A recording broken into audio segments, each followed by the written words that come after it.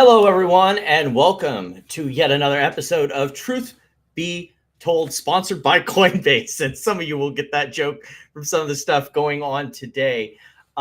We have a lone person as our guest today, and that is Platinum Sparkles. How are you doing? Well, good. How are you? Market's treating you well, all things considered. Yeah, not bad. Yeah. The title is also a bit of a punchy joke, the crypto hustle, because we're going to be starting off talking about a bunch of companies with Bitcoin treasuries, the fabulous new grift birthed into this world by Michael Saylor, which is in fact the person who we will be starting off with today. Oh, no, that's the wrong tab. That is not Michael. We're not skipping to him just yet.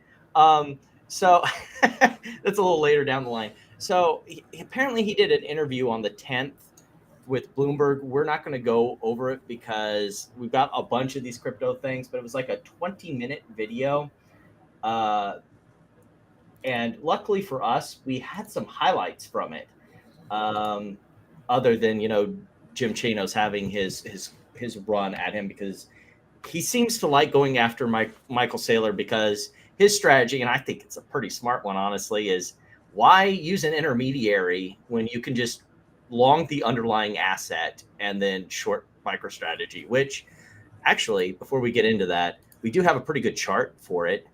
I actually dug this up before we got started, and so apparently MicroStrategy is down 6% over the past 6 months. Let's look at year to date. Year to date it's up. So I guess I'll shut the fuck up. But recently it's been a good trade. I guess that when did they start selling those preferred shares? Well,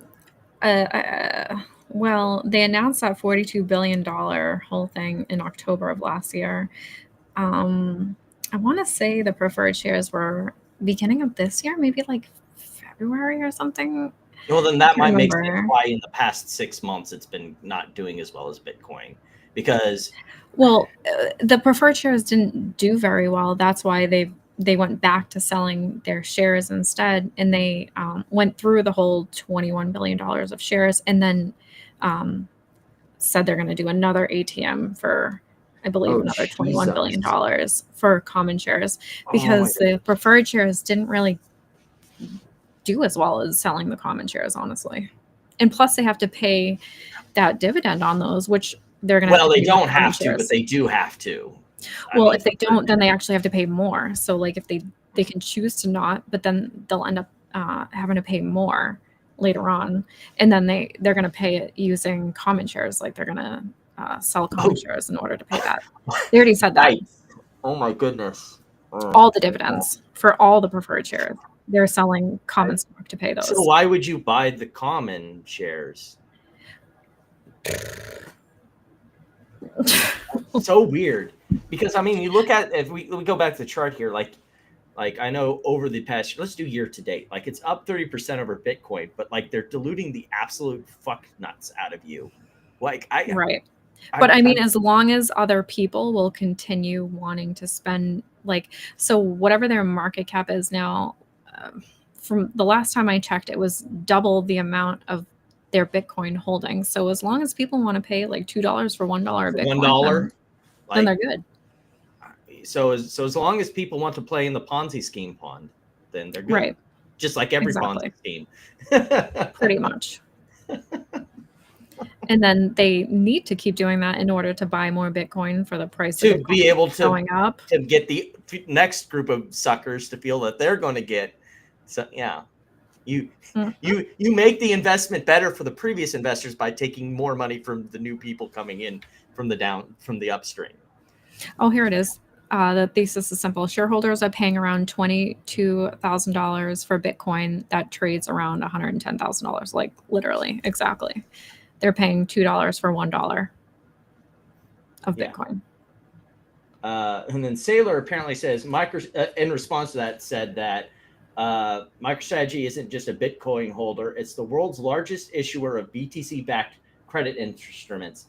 I would be okay with that statement if it wasn't a absolute fucking lie. Because what are they doing with it? They're just holding it. They're not doing anything to like. Yeah, Bitcoin doesn't back anything. Like they already said that they're gonna. It's MSTR backed credit instruments. Honestly. Yeah. Like what credit? Like I get that they have their preferred shares and stuff like that, but like what sort of like that's just a straight up lie. The preferred shares let him acquire more Bitcoin without diluting MSTR shareholders. Like I wasn't even there yet because I was still trying to figure out the what credit instruments. It's not like he's taking the Bitcoin and then lending it out or using it to get yield or something.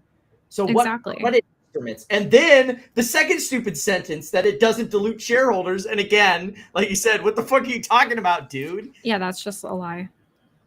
Hey, how you doing, Manuel?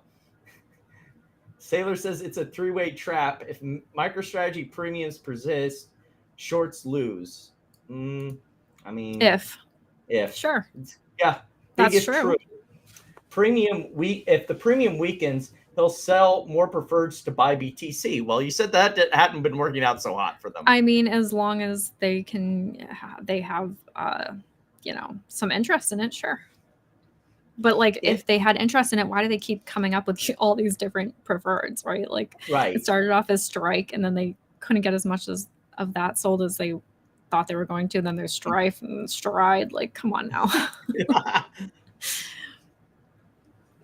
And then on top of that, if MSTR trades below its Bitcoin value, like that would be going down 50%. Wait, what? What? He'll sell preferreds to buy back the. That makes no fucking sense. That makes no sense. And not only does that make no sense, but if it did actually go that low, like I would think that it would probably go even lower. But because you're like this whole premise is on I can have my cake and eat it too, like. I mean, that works so long as people are, irrational. And I suppose that famous statement of John Maynard Keynes, the market can remain irrational longer than you can stay solvent. But like, that's true. The battle hinges on preferreds. Well, I mean, yeah, it wasn't a red flag when he added like the 2 extra preferreds to the other one. Like they just have to keep piling on shares and hoping that people will keep buying. Otherwise, the entire scam falls apart. Right. The next big thing was, which I mean, it's working so far. So congratulations. Yeah, he's got 3 more years to make this scam keep going. I have a feeling once Trump's in office, this thing kind of falls apart. Then again, it started during the Biden administration, so maybe I'm just wishful thinking at this point. So apparently, more stuff that I can't take seriously. That supposedly that Bitcoin's going to replace the bond market, or like, yeah, that MicroStrategy is going to replace the bond market. They're not issuing Bitcoin-backed credit. They are just issuing shares to their fucking. And even the Bitcoin that they buy, like when you buy MSTR, I mean, it says that you don't even own that Bitcoin technically. Yeah. The company owns it, and like there's no cash flows from it. The company owns it, but yet won't even put out proof of reserves. So they say that they own it. Well, we'll get to another company that hasn't even put out proof of where they bought at yet, but Yeah, who needs proof anyways, right? Just trust me, bro. Trust me, bro. Then, of course, we've got Jim Chanos clapping about the MNAV. This was an interesting conversation here where there was a question about why he hasn't promoted other companies that have been doing his little Bitcoin strategy, and the argument being, well, yeah, he's the seller, he's the one selling the grift. Of course, he's not going to buy his own grift. He isn't going to snort from his own supply. Well, each company that does it makes his company like even less of a point of buying. Like, what's the point when there's so many? Or even when, now there's approved ETFs. If you really don't want direct Bitcoin exposure, you can just get an ETF and not even deal with this stupidity. And obviously, you've helped many of these companies, get the Bitcoin standard and become mini strategies. Would Strategy ever consider acquiring stakes in these companies as an investment? Our business strategy is to be 100% Bitcoin. And so we will always buy Bitcoin. Bitcoin is our hurdle rate, and there are a couple of reasons for that, really almost three. One, we want to be neutral because I want to help hundreds of companies, and I can't afford to play favorites, and I don't have enough time to be invested in just 3 of them. The second is all of our credit instruments we sell, those are all based upon a homogeneous credit risk. You're holding Bitcoin. Are there any complications? No.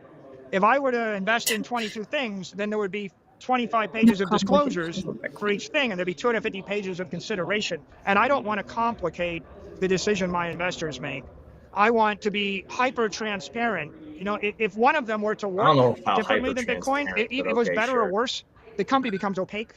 And if it becomes opaque, it's hard for people to understand and to trust us.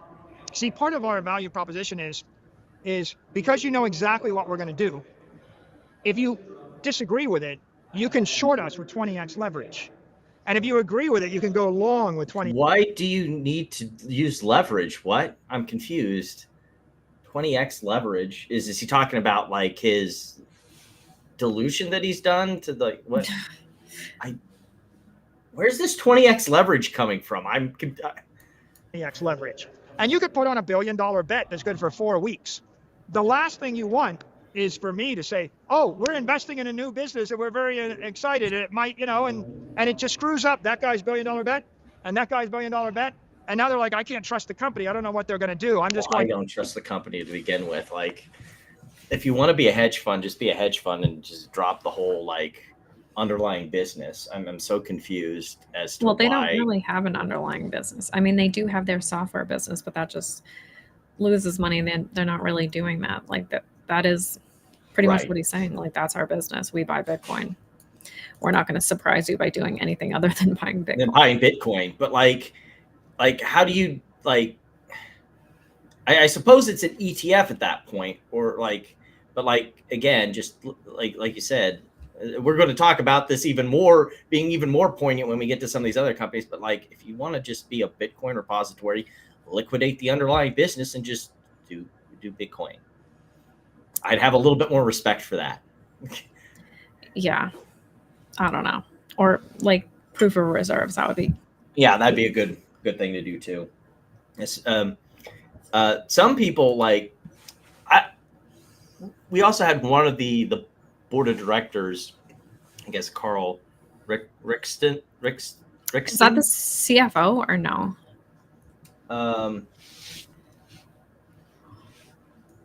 Well, there's the filing. When we sold entire shares. Let's see here. There was an article. Here it is. Oh, well, this also doesn't tell us which director it was, but we do have the SEC filing. We got a link to it here somewhere. Oh, he's a director, so he must be on the board of directors. So it's not so it'd have to be on the board of directors. Dude, I feel like he's selling before the top's in, which I guess is smart. But I mean, like I said, you've got probably at least 3 more years of this dumb shit. So why are you selling out completely now? I suppose maybe he gets compensated in shares, so he doesn't have to worry about completely liquidating out his position when he just, I don't know what the compensation package is for him. Maybe that's why. But I mean, so then the CFO also, the executive VP and CFO, you want to share that? Andrew Kang made the biggest insider sale in the last 12 months. That single transaction was for 1.5 million worth of shares. Okay, so that was in the last 12 months. So yeah, last 12 when that was. But yeah, that was the most recent one that everyone was talking about. Was he sold out of his position completely? Like, he sold out half in 2023 and then just emptied the rest of it so that there's nothing left. That's always good. This is great. When you have everyone selling. Shares sold versus shares bought. Well, yeah, if you go back to like, if you look at, what is it, SEC, there's like a website, sec4.com or whatever, that shows all the insider sales. Oh yeah, openinsider.com. And you go to MicroStrategy, it's all selling. Like there's a few buyers in there. And if you look at Michael Saylor, all 2024, all he did was sell. Wow. Well, that's nice. Here's this guy. He's there twice. Yeah, that was the guy that they were just talking about. Right. But 980 shares, 4,970 shares in August of last year. So that's the last 12 months. So the other big the thing that we were talking about, we had some confusion about it when we were talking about it on the at the pre-show, but apparently this is Strive, which is an investment firm. Here, let me pull it up. That, as I found out through some research, was started by Chamath. When he decided to get political aspirations, he stepped down, and so now the new CEO was talking about buying companies trading below NAV and then liquidating them and then diverting that money to. So is this ASST then? Is this the ticker ASST? I know they have a bunch of funds, and it might be. No, I don't think so. Because they were saying they were going to do reverse mergers to then buy Bitcoin. Okay, maybe that is what. But yeah, that's basically what he was sort of talking about. Issue in special treasury thing. Many publicly traded companies are actually trading below the net cash that they hold. So even after you take out the liabilities of these companies, the net cash, the companies are valued at less than the net cash. And so Strive sees an opportunity here, multi-billion opportunity, to actually merge those companies into bingo, there you go, treasury company, and to basically acquire a dollar for 90 cents on the dollar or less, and use that money to buy Bitcoin in a way that is accretive to the common equity shareholders, right? Because to me, there's not much of a better way that you can accrete value to common equity shareholders than to buy a Bitcoin for 90 cents on the dollar or less. And so that's something that we're actively engaged in. Yeah, but if you're buying out the companies, aren't you just like buying out? I guess if you're selling stock in your own company as part of the buyout, I guess then like that, I guess that works. And then they would accrete value to your Bitcoin holdings, because otherwise, if you just bought them out, the shareholders in the old company don't benefit. They just get your buyout cash. So like, I don't get it. I don't think he cares about the shareholders in the old company. Yeah, well, I mean, pretty well established. So I think we can skip on ahead to one of our main. I'll let you sort of take over, because it started out as this and then it became this because they upped it by $500 million. Look at that. So people apparently the offering went down well, I take it. Yeah, people want this stuff apparently. I don't know why you would want something that has an interest yield of zero. But, zero. You know, I'm an idiot apparently. It surprises me too. I'm just not smart enough to understand. So I don't know. But good for them. It's basically what they're buying, since it's a convertible note, is they're basically buying a warrant. It's, I mean, more or less is what it seems. Well, basically like a call option, I guess. That with no theta. Yeah. So a warrant. Right. But yeah, I mean, I guess they see enough upside in GameStop, which I guess if you're in GameStop, that's bullish, that they think there's enough upside that they don't need any interest payments. I mean, until they, start converting those bond notes into shares, and then it's not so really good. Yeah. Yeah. So grand total, what are we at now? The first one was how much? 1.75, like the first one here. Well, then they upsized it. The 200. They took the 250, so it was $2 billion total for the first one, And now and it this was looks like 2.25, so 4.25 total. That's a lot. that's a lot. Yeah, that's a lot of money. That's a lot of like. That's a lot of mean, potential shares too. Right. That's well. So for the first one, they had said it was like 69 million shares. That's what they announced. That it was going to be like up to a maximum of 69 million when it gets converted. This one, I don't think they have done that. Like, No, said how but much we it's can gonna make be a at. rough estimation because it's about the same amount. So you're looking at what, 140 70 million million. shares? Yeah, Right. with the two offerings together. Pretty much within, the next, like 5 to 7 years or so. How long 7 was this years. one? And Wasn't how this many one shares 7? do they have in the float right now? Like 426 million, I think. So like a quarter of the current float. Yeah. Ouch.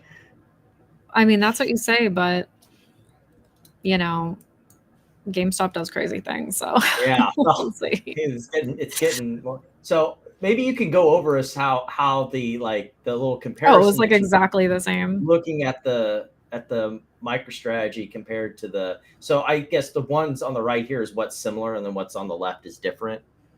No, the one on the left was GameStop, and the one on the right is MicroStrategy. And I mean, what's highlighted is different, and then what's not highlighted is exactly the same. I mean, it's pretty much exactly the same. Like they did the same thing: 0% convertible, VWAP pricing. 1:30 to 4 p.m. It's the same. Yeah, and then what I also found interesting was AlgoHack found that this is pretty commonplace shitcode convertible bond language. It's actually lots of different companies. Yeah. So just about everyone uses the same language. Right. Okay. I guess so before we get on to earnings, let's talk about Kevin Malone and his bad fucking math. So stupid. I'm gonna let you. I'm gonna just keep throwing stuff at you, and I'm gonna let you kind of lead the train on what you want to talk about. This is the GameStop segment of the show. So is this stupid tweet of the week already, or no? I was worried when I saw this. It's like, am I gonna be stealing someone's stupid tweet of the week? Because this is bad. This is really fucking bad. Oh my God. So he took. So what he took the market cap and divided by the cash they have, and assumed that he added their cash plus their. I guess Bitcoin. he doesn't realize that the cash is actually debt that we just took on. Like, so you can't actually count that as net cash. Yeah, that would be canceled out, because if you were doing a enterprise value analysis, the cash and the debt would cancel each other out. Exactly. So it's really actually like $11. But also, what the fuck is 0% interest in Bitcoin mean? Like, in Bitcoin, he just like threw that in. Like, that's not drunk right now, or does that make sense? Yeah, English not your first language anymore, there, Kevin. After 3 drink minimum. Did I not have enough unbuzzed? Because I don't get it. So you said $11, right? Was about the cash value. Oh, it's over 11. Yeah, it's like over. It's less than 12 over 11. Yeah, because most people are pricing like the fair value of GameStop around 13. So that roughly makes sense. If you're only appreciating in the bond coupons and everything, and there's not much upside to the underlying business right now. I'm getting a little ahead of myself. Well, we're not quite yet to earnings town.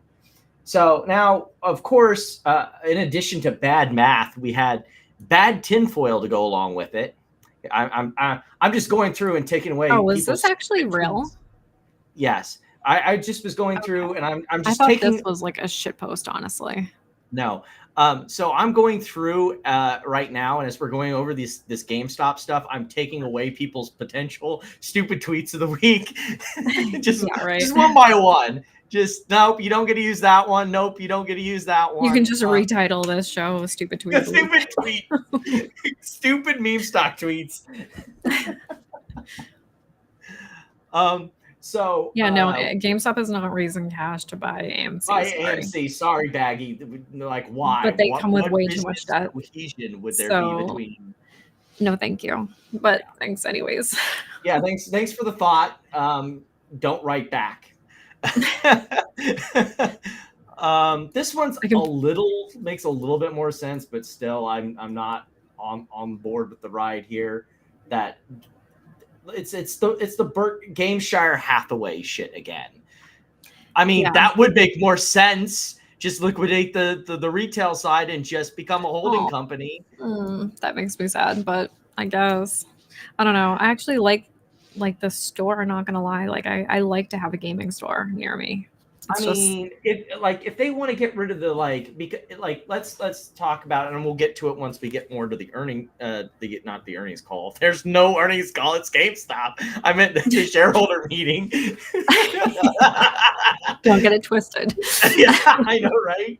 It was 14 minutes, so it was like really confusing to me. But like if they're going to lean into the trading card thing, cool. Get rid of all the hardware stuff, everything. Lean into it. Make it like one of those hobby stores where you go and you play your D&D. You can clear out all that floor space. Have trading card events. Get all the kiddies in buying their Pokemon cards and their Magic the Gathering cards. And I mean, it's not going to be the business that everyone thinks it's going to be, but at least it'd probably be profitable. I mean, my local store does pretty good. Yeah. I mean, they could do that in addition to like selling consoles and stuff. I mean, it's the only place that I know of that you can go in person and trade in your old console and get a new console and like get money for it, right? Like, I don't know any other place that you can do that. We have vintage stock around here. What's that? It's basically GameStop. Oh, Except okay. they also sell movies and vinyl CDs and vintage stock. It's kind of in the name. Got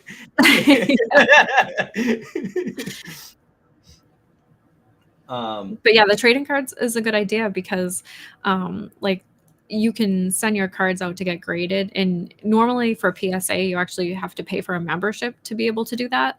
So you don't actually have to pay for the membership to do it through GameStop. And you get the membership pricing because they do like bulk pricing, so you can avoid paying. Because GameStop has the membership, and then you do just have to pay them for the service. Well, and you're only paying them as much as you would have paid anyways, in addition to paying for the membership. But that sort of like gets people into the store, and then also like if people want to, they can trade that card into GameStop, and then GameStop will also give you like some like shitty price for it and then sell it for more, which is like great for our margins. All right. So next tinfoil to shoot down. GameStop will buy PSA. No. Well, we already know the answer to that one because they said Yeah. as much. That's a no. That's a no. We're quite fine being in a open relationship. We do not want to get married and hooked up. I mean, he is a board member. Like, we don't really, it's like it's close enough. They're integrated to the point where they can work without needing to be. I mean, I like people like. I think this whole tinfoil around that is based around like. I mean, Ryan Cohen doesn't say anything, and he's got all this cash on the balance sheet, and. What are you doing, bro? It just kind of invites all of this stuff at this point. Well, it's true. I mean, even if people can straight up say like that's not true, and people will still be like, "Oh, it's an NDA or something." So it doesn't really matter what anyone says. As has been proven with the Bed Bath people, which we'll get to later on in the show. Right? Yeah, it doesn't matter what you say. Either way, like people are gonna do whatever they want. So Tony here was commenting on we mentioned this softly earlier that GameStop is still being coy about where it bought and for what price it bought for. Yeah, I mean, they bought, in my opinion, within 4 days of the 8K. They had to, because they had to report. Right. Like they considered it a material event, and when you file an 8K, it has to be within 4 days. So like, I don't know. I feel like that's some clues right there. kind of gives you an idea. It has to be within this like window. But then so they we can also sort of say make a here guesstimation. it's between May 3rd and June 10th, but technically it's really between May 3rd and May 28th because that's when they came out with the 8K. And then May 3rd is just the beginning of the second quarter. So they're just like, So they're saying like, it was during the at some quarter point in the week second this. quarter. Yeah. Right. I guess the next thing that you can kind of give me the shopping tour as someone who doesn't normally follow GameStop every day about the first quarter results. Can you zoom in? I can't really see that. Yes, I definitely can. So I expected them to be pretty bad, right? Because Q1 for retail is normally always bad because it's the quarter that's right after the holiday season. right. No one wants to buy Normally- shit. They're clearing out their credit cards from the holidays. right, garbage, right? And so it actually was pretty good compared to what Yeah, I expected. well, like they missed on the top line, but did better on the bottom line, if I remember from like street estimates. Yeah, and they did have an And income, while they which did was- have an operating loss, it didn't look near as bad. Like operating loss of 10 million. So, right. Well, also they were saying that the operating loss was due to like impairment charges from like shutting other things down and stuff. So without that, it would have been an income of 27.5 million, which is not bad. mm-hmm. I'll trust but verify. We'll wait to hear for about second quarter and see if they have that operating profit that they're talking about. Right. Yeah, exactly. Well, also second quarter we'll see their Bitcoin, whether they have an unrealized gain or a loss. And their loss, which will also make it even harder to follow their financial, like their income statement, because they'll be marked to marketing it. Yeah. Well, they're going to have to report unrealized gains or losses. I feel like you could do the math to figure out what their cost basis is, right? Right. Okay. Yeah. So we'll definitely be able to know what it is the next quarter. At least an average price. Yeah. Which is definitely, in my opinion, over 100K. Yeah. Which what's Bitcoin looking at like right now? It's back over 100K, isn't it? Oh yeah. There was a bit of a dip. It didn't quite get back under 100K, but this is a story I'm going with. Scam investor during one of his live streams started to talk about Bitcoin and the price drop. So there's my correlation. But yeah, overall, like better than expected. Still not super awesome, but like not horrible. Yeah, not terrible. And like a crap load of cash. Who knows what is going to happen with it? Nobody knows. But hey, at least they're not going bankrupt anytime soon. That is the continued thing. Like even if they did continue to have an operating loss, like they've got enough. It would take like 30 years at least to go bankrupt. Like a stuffed pig. So like not great as an investment hold because it's not going anywhere fast, but it's also not going to like disappear like Bed Bath & Beyond. So there you go. And hopefully the convertibles won't be too super dilutive, or they don't continue to just like do the MicroStrategy. Well, see, that's the thing is like, how deep do they go down the MicroStrategy rabbit hole? Do we start getting preferred shares with all sorts of like where they're going to use like, GME common shares to pay the dividend? We'll see. Yeah. I hope not. It's not like they really like, what do they even need more cash for? That's the thing. They didn't even use all of their cash. Like even if they, and they had a bunch of cash sitting on the balance sheet that they could have used without doing the convertible notes if they really wanted. Right. Like the last one, they still have $1 billion left, even if they used $500 million. Yeah. So the hell, what did they even need this for? I don't know. But whatever. If they have buyers, then might as well take their money. So we also have a mystery that I talked about at the beginning of the show. So we had this article here from GameSpot, GameSpot, talking about that Ryan, CEO, says the future isn't games, but it has no like direct quotes in here supporting the article title. So I was a little confused. And then I remembered that talk about cards in the call or somebody, whoever it was that was talking, because I only read the transcript. I didn't listen to it. Yeah, and I have hopefully it's saved where I was. Oh, here it is. Hello and welcome to the. I think it was like right about here is where they started taking the Q&A. Let's see here. Yeah, the statement is Ryan Cohen. Okay. Okay, I see a number of questions related to our recently announced convertible notes offering and our capital markets. Was a statement. An affidavit from Broadridge Financial Services certifying that the I notes. didn't hear the statement when I did this. And it's not like they have it time-stamped for us. That would have been nice. At the close of business on April 2020, more than a majority of all the shares. Oh, it's way before that. It's probably like the first 2 minutes. Okay. Based on now 10 a.m., and I'd like to turn it over to Ryan to say. Oh, there it is. Okay. So there we go. Thanks, Mark. Okay. Good afternoon, Oh, I missed everyone. that. I'll That keep is this definitely- brief and to the point. The first quarter of 2025 was our first profitable first quarter since 2019. It's the result of cutting costs, reducing excess inventory, streamlining headcount, closing unprofitable stores, exiting underperforming geographies, and focusing on the core fundamentals of the business. We are focusing on trading cards as a natural extension of our existing business. The trading card market, whether it's sports, Pokemon, or collectibles, is aligned with our heritage. It fits our trade-in model, it appeals to our core customer base, and it's deeply embedded in physical retail. Unlike software, it's tactile. Unlike hardware, it has high margin potential. It's a logical expansion. Most important, none of this would be possible without the people doing the actual work, our store employees and warehouse teams. They're the ones listing inventory, sweating on the job, serving customers, processing trade-ins, and keeping the business running. They're not wasting time in Zoom meetings. They're not in PowerPoint decks.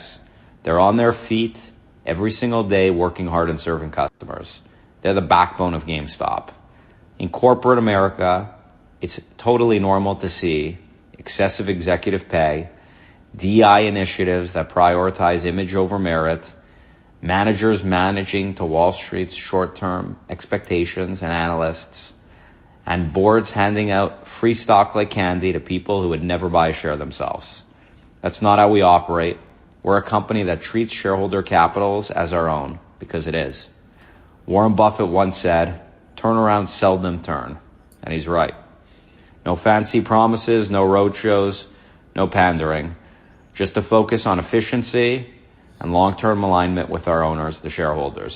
Thank you for being one. Short and 2 sweet. minutes of Ryan Cohen. And I To think the there was point. some questions at the end. Also, I mean, I agree with the whole employees thing. Give them their benefits back. Like, take some Yeah, back. I know, right? You're back Give to being them- operationally profitable, you say. Yeah, give them some of their benefits, because I agree they are very important. And you should treat them right. I think generally I would say that we have raised capital only when we believe it's in the best interest of our shareholders, and due to the conclusion of any questions related to the specific matters under consideration at this meeting. We will now use this time to answer any stockholder questions on the specific matters under consideration at this meeting. You may submit questions through the meeting portal.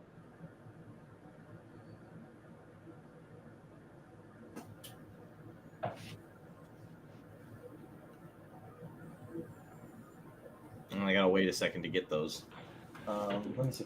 Okay, I see a number of questions related to our recently announced convertible notes offering and our capital market strategy. I think generally I would say that we have raised capital only when we believe it's in the best interest of our shareholders, and do believe it's an attractive financing product given the terms. As publicly announced, we are offering $1.75 billion aggregate principal amount of 0% convertible senior notes due 2032. 2.25. The offering also does include an option for the initial purchaser to purchase an additional $250 million of notes. Additional information related to that offering is available in our press release that we issued yesterday. Relatedly, I see a number of questions just related to use of proceeds. One here from Venkata Sadi Alapati. Can you share any more details on the plan for the large amount of cash GameStop is holding? we indicated in the press release, we plan to use the proceeds for general corporate purposes, including investments in accordance with our investment policy and potential acquisitions. We continue to review the best use of the cash and have empowered our investment committee to review opportunities. We do not intend to make acquisitions or investments simply because we have the cash. It has to be the right opportunity and has to be accretive for our shareholders. I see then a number of questions also related to Bitcoin or Bitcoin strategy. Russell Morrison asked, are there any future plans to purchase more Bitcoin? I think Ryan said it best when he said GameStop plans to follow the GameStop strategy. I would generally say that means having our investment committee make investment decisions and deploying our capital in the best interest of our shareholders. Otherwise, I think our public announcements and also Ryan's previous statements speak for themselves on this topic. We have authorized Bitcoin as a treasury asset pursuant to our investment policy and have empowered our investment committee with the ability to decide when and how much to buy.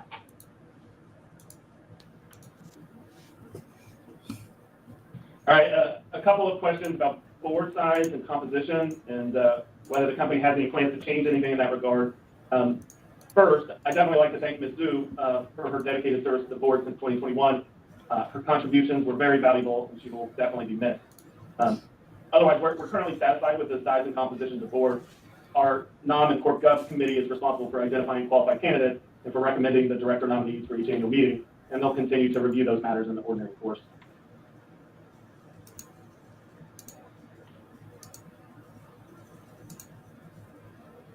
All right, I'm seeing a number of questions just related to the business, trading card expansion, et cetera. I think Ryan really touched on the business earlier, so I won't belabor that. But you can see from our financials that our collectibles business did grow in Q1 of 2025.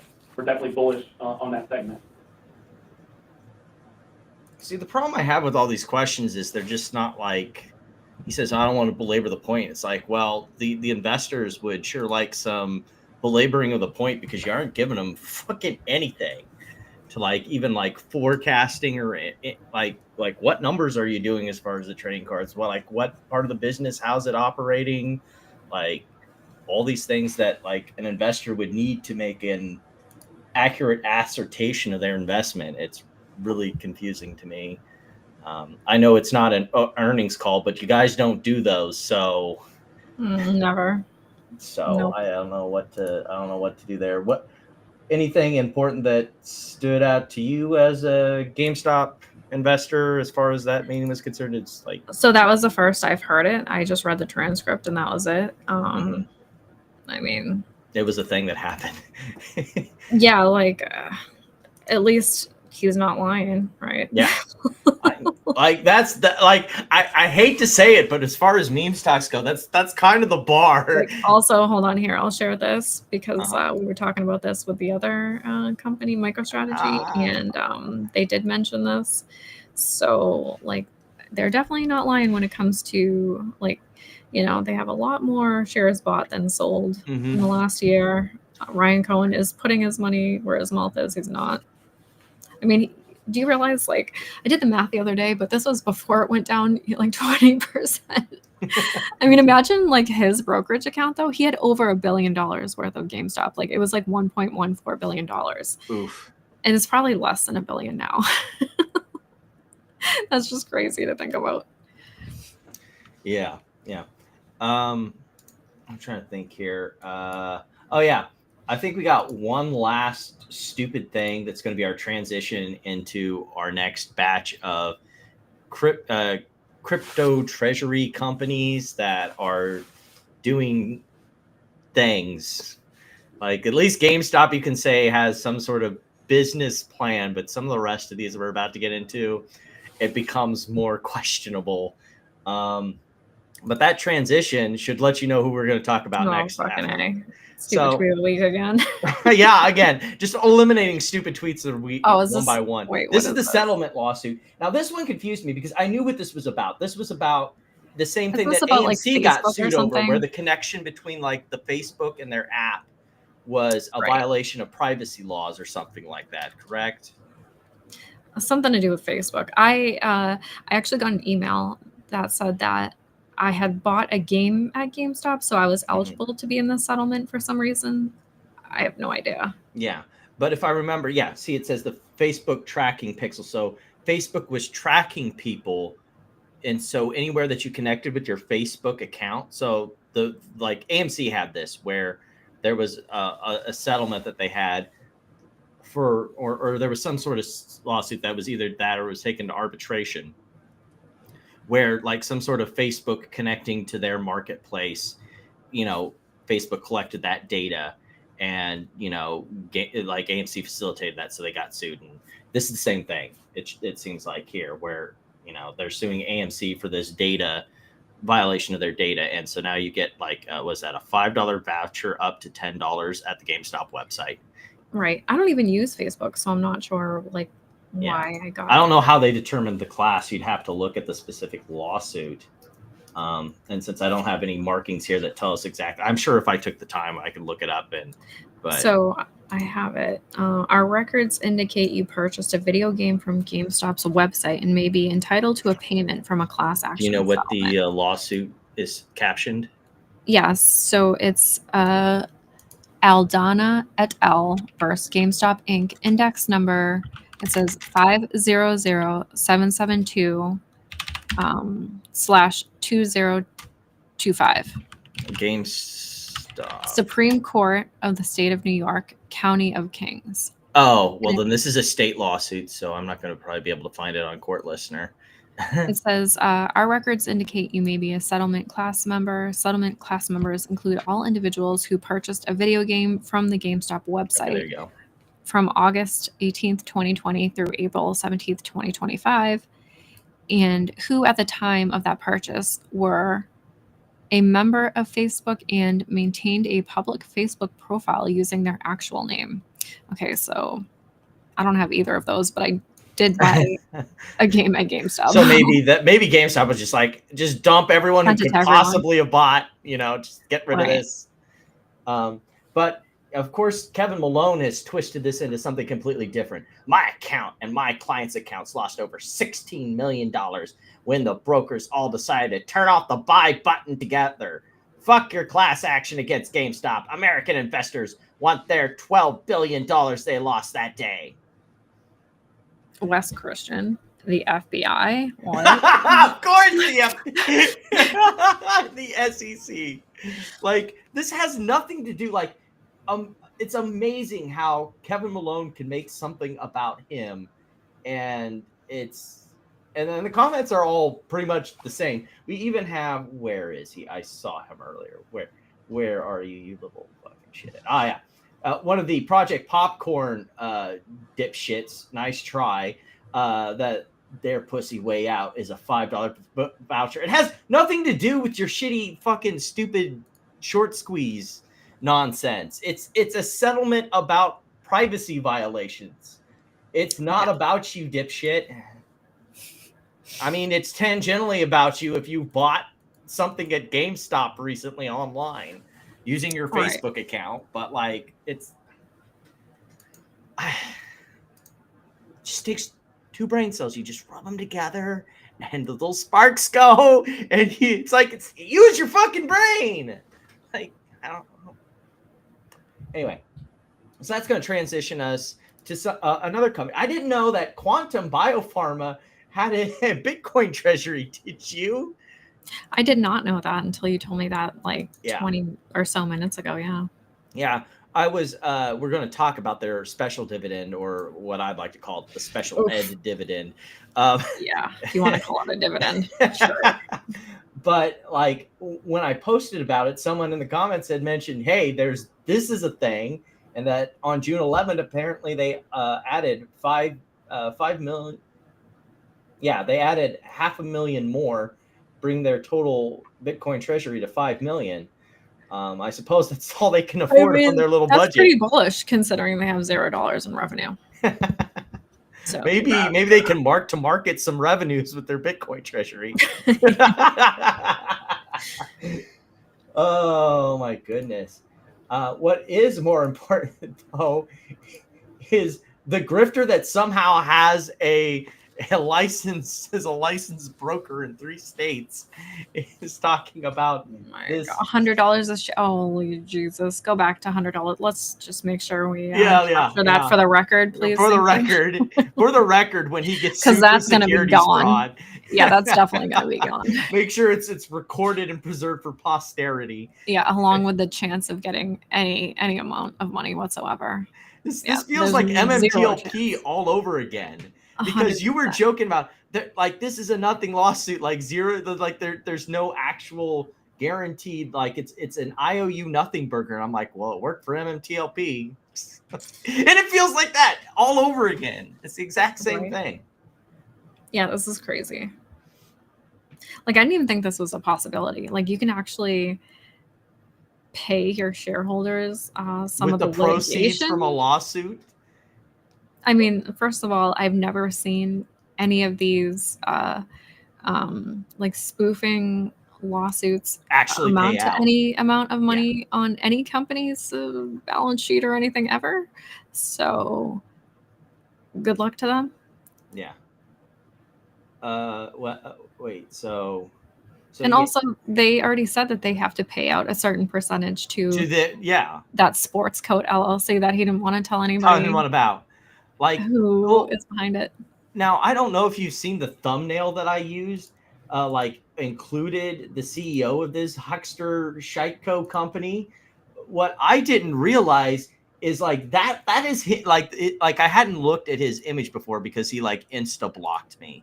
But like I didn't realize like he's there on the far right. Like too cool for school. Like, what are you, a mobster? Like what's going on there, bro? Like, I don't get it. Like, I feel like I'm missing a beat here. Like, does he go around dressed like that every day? Surely not. Like, I get looking business professional, but you look like a bouncer at a fucking casino. Are you like a pit boss on your after hours there? Do tell us more about this and fill us in. Yeah, he also blocked me for he blocked me when I gave him shit about for trying to ask about that Sports Coat LLC. Go figure. You're not allowed to ask questions. Yeah, you're only allowed to buy. Do not ask questions. Questions are for shills. So moving right along, we also have a disclosure, an SEC disclosure that Malone Wealth, not actual Malone, Kevin Malone, no. His fund is now holds 14.5%, which might explain what is this. How many does he have now? 462,000. Aggregate amount beneficially owned 496,000. Or is that a dollar amount? I see. So the voting power is 60. So does that mean he's loaning the rest out? Or maybe he has a bunch of non-voting shares. Do they have different classes of shares? Oh, who knows? That's a good question because he did get shares given to him to like shill the company. So maybe that's why. Yeah. Maybe he has only 16,000 common and the rest are some sort of other class. Maybe he's doing a really good job. Are you able to get to the filing there? Does it tell you? I can look it up. Give me 1 second. Like maybe there's a footnote or something and we can see like maybe, he's doing a good job shilling the stock and he's getting paid some more. QNTM. Oop, that's not QNTM. Should be up filing here fairly recently, shouldn't it? Report of foreign register issuer. Nope, it's not that one. When was this? The 12th? Oh, yeah. Schedule 5 filing. Here we go.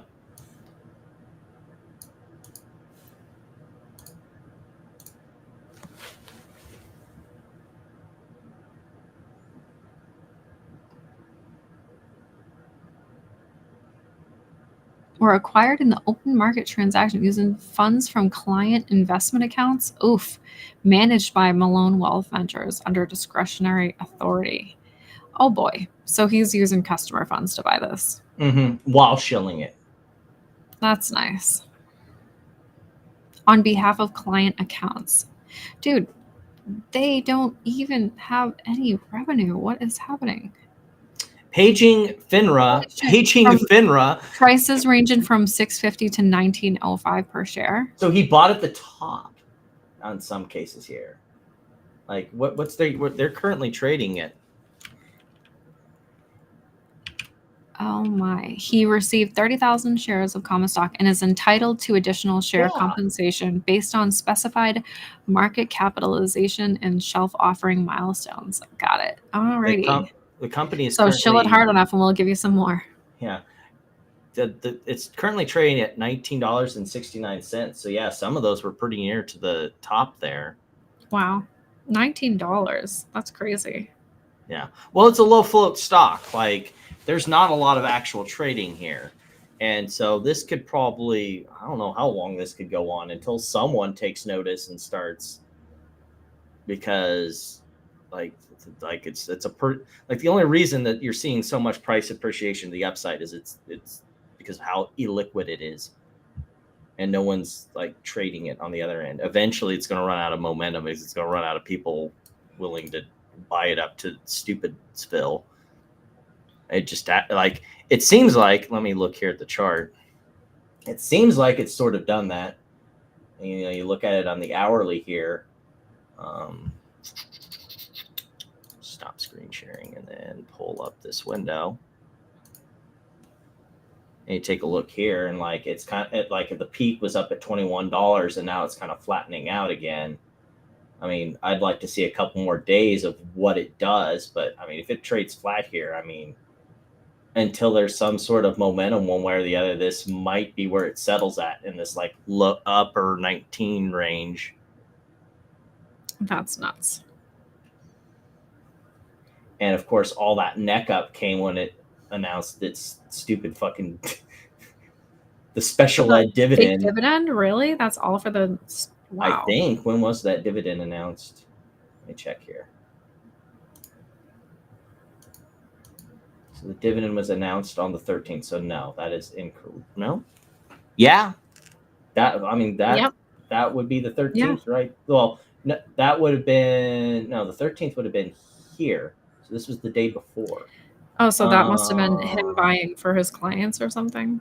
Yeah, that's really strange. Buying for his clients before the news hits. Or someone was buying before the news came out the day after.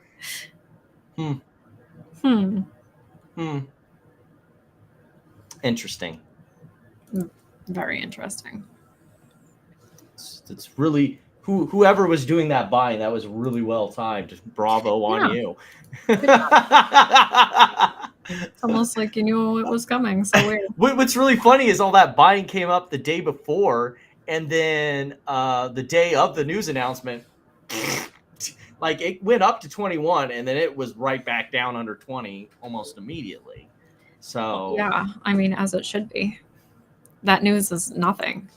It's actually worse than nothing. It's like, holy shit! Like that's what they're gonna do for a dividend. That's crazy. Yeah, because there's a distinct possibility that the dividend is zero, and in fact, it's detrimental to the company because they have legal fees. Right. Like I feel like the more likely than not that it will be zero.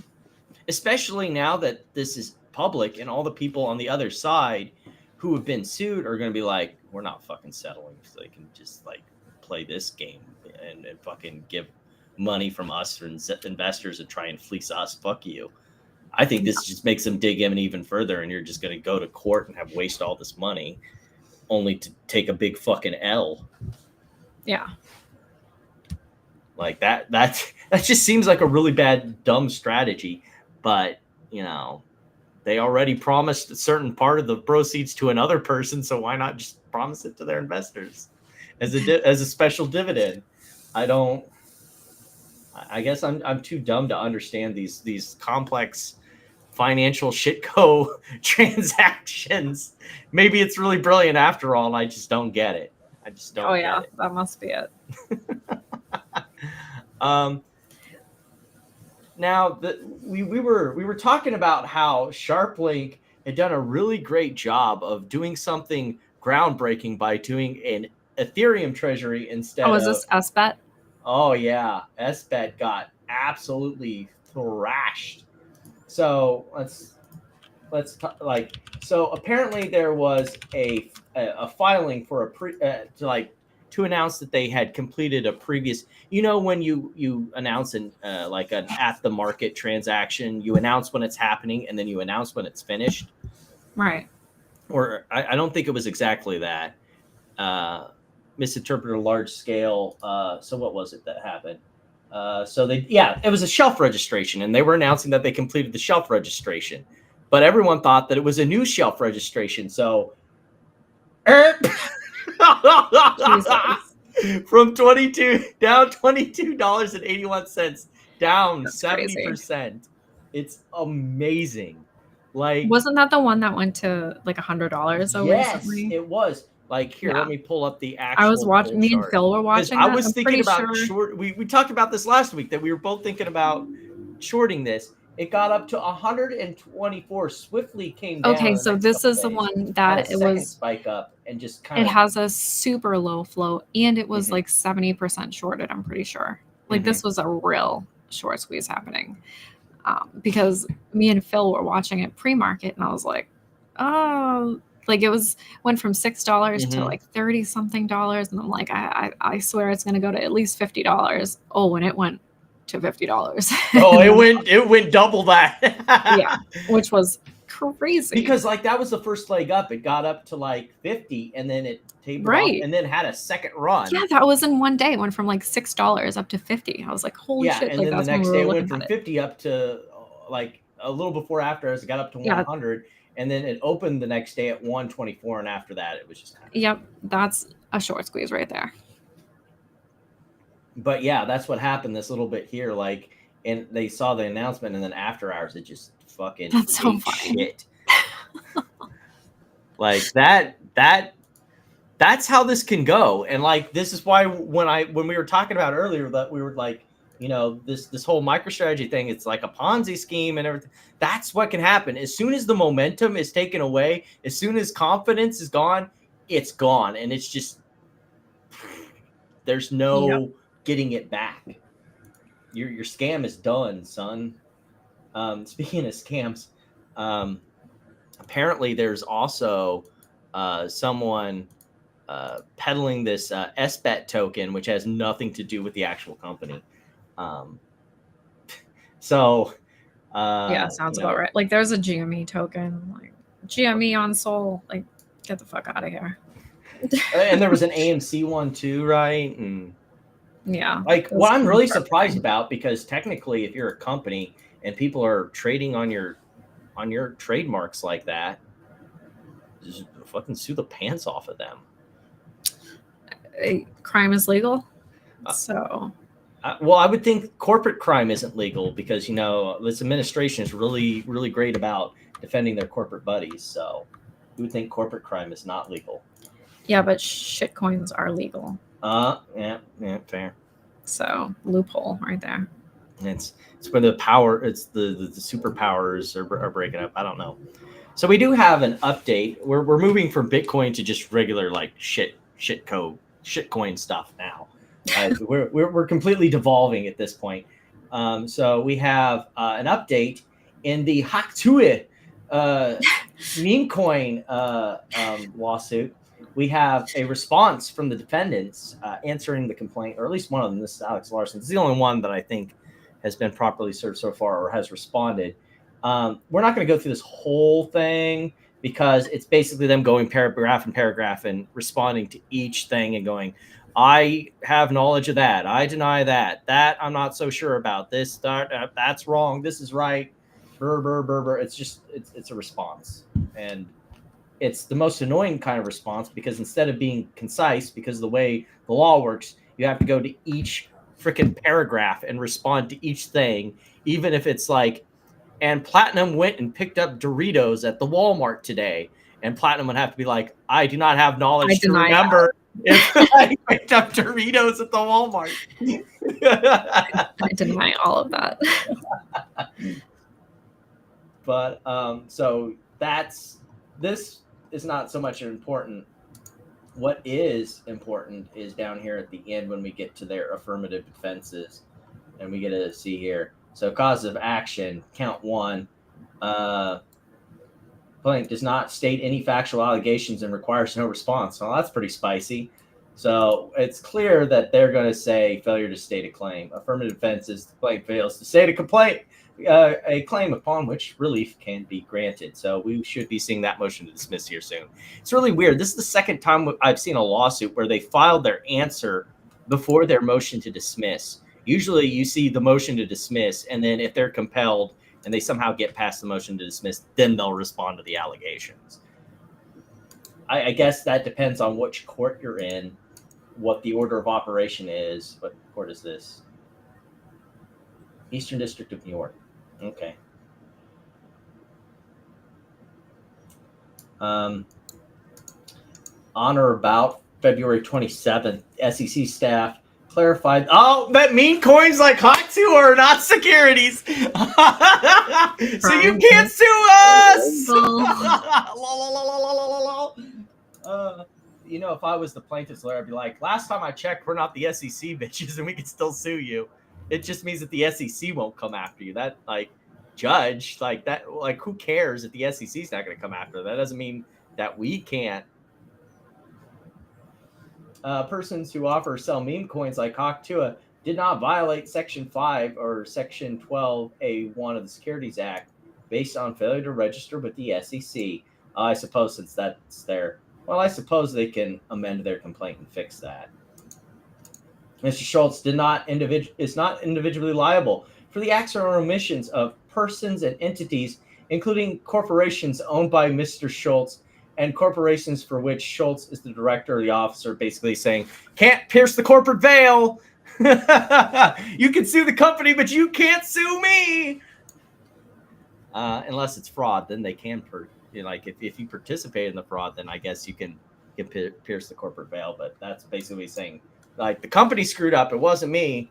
So court lacks personal jurisdiction. Venue is improper. Plaintiffs are precluded from obtaining damages. Plaintiff's claims for damages are barred to the extent plaintiff failed to mitigate its damages. Plaintiff's claims are barred by the appellate statute of limitations on the doctrine of what? This happened last year. How does latches matter? What were we doing here?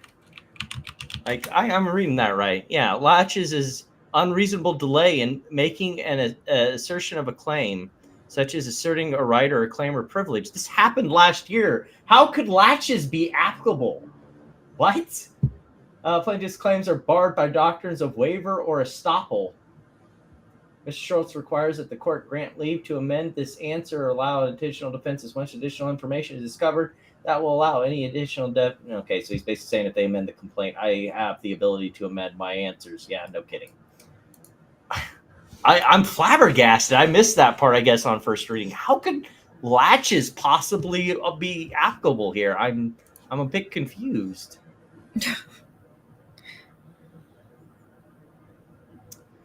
Anyway. Oh, yeah, and thank you very much, rubbing my axe, for hitting moderation duty. I'm, again, neglecting the chat, so I did not see the spam bot. I think this is our last crypto thing, other than some minor things to pick up on. Yeah, definitely, you'll move biche. Yeah, biatch. So, we both caught this one, I think, at the same time, and we're having a good chuckle at it. So, oh my gosh, the original tweet, if you're wondering why we don't have the original tweet, it's because the pussy known as Andrew Tate deleted it. But he originally had this post that was talking about how much, like, he made, like, what was it, 100% gain on one day from one of his crypto things he was doing.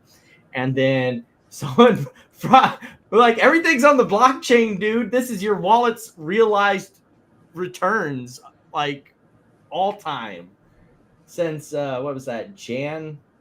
So it must have been like December 2024, and oof. He's down like pretty bad.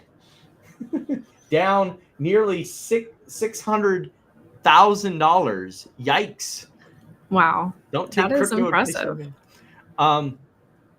It is pretty impressive, and it is the literal version of that meme of like all the way down, and then this little green arrow. It's like, let's fucking go.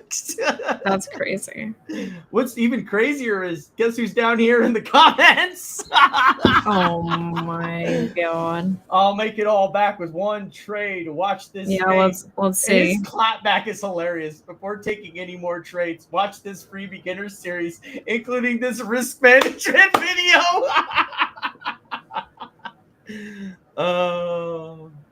He didn't respond to that.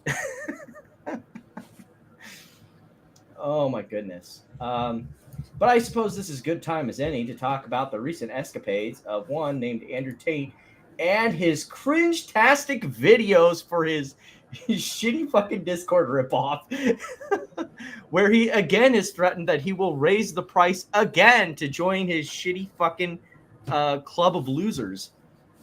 It to date hasn't happened. The first one did happen. He moved it from like, I guess, $50 a month for the bottom tier to $100 for his like mid-wit information advice. I don't know why you'd spend any sort of money on anything like that. He also has yet to deliver on his promise from 51 days ago, where he said he was going to have real university accredited courses for his students on his shitty fucking website. Wow. And that he would give them all bank accounts and credit cards with $1,000 limits. Unshocking. But you know how that works. We've been following Andrew Tate up to this point for quite a while, and I don't think there'd be anything up to this point that would surprise us about what this loser would do. Dog walking, lawn mowing. I know from last week.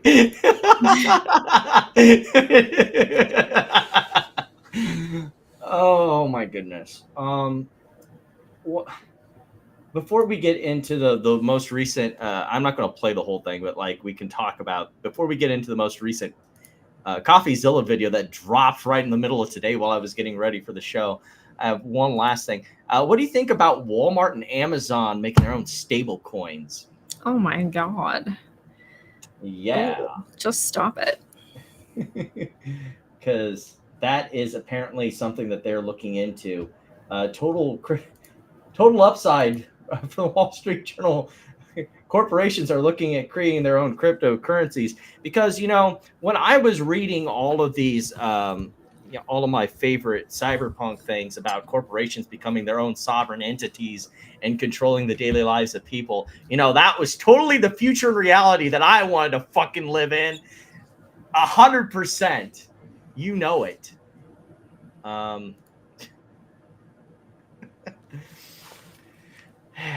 Anyway, I'm a libertarian, not an anarchist, just to make that clear. I mean, I think they should just do it. Why not? Like, why not at this point? Did you know that IHOP, well, at one point, I'm not sure if they still do, but they had their own crypto. They had Pancoin.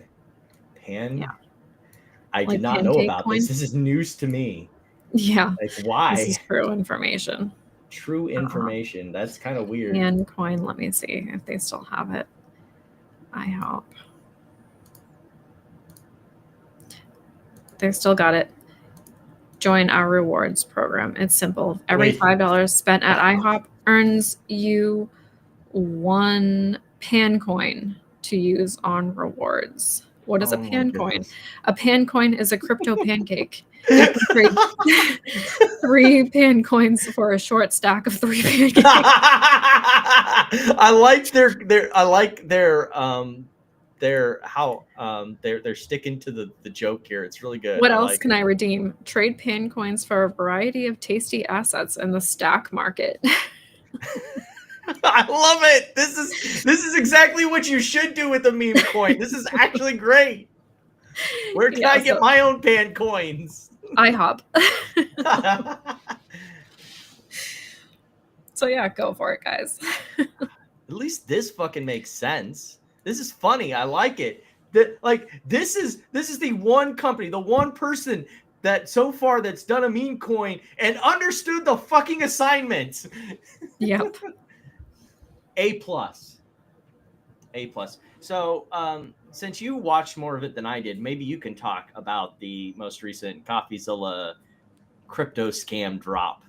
Oh my God. Yeah. So I watched the whole thing earlier. And, obviously everybody should just watch his video because CoffeeZilla is amazing. I always watch his stuff. But he pretty much did an interview with like a legit crypto scammer as usual. But this guy was like DMing celebrities and telling them like, oh, let's work together on a project. And not even, well, according to him, not even telling them that it was going to be a coin and saying that it was going to be like he supposedly told Jason Derulo it was going to be like a casino, right? And then they put out the tweet, and then like half of the people he didn't even pay them. Like they were like, oh, it's like for Jason Derulo was like, I want to say like $250,000 or something, a lot of money. And he was like, oh, I'm gonna wire it to you. And he said he wired it to him, but then like canceled the wire transaction. Yeah. So see, that was the part that I had gotten onto. I'm like, that is very. It's just like he scammed Caitlyn Jenner, he scammed Iggy Azalea, like all these people who would tweet out for apparently some amount of cash. Like he said, I'd pay them whatever amount of cash, and they just tweet out whatever without doing any due diligence whatsoever, and then he would just rug their community, all of them. Yeah.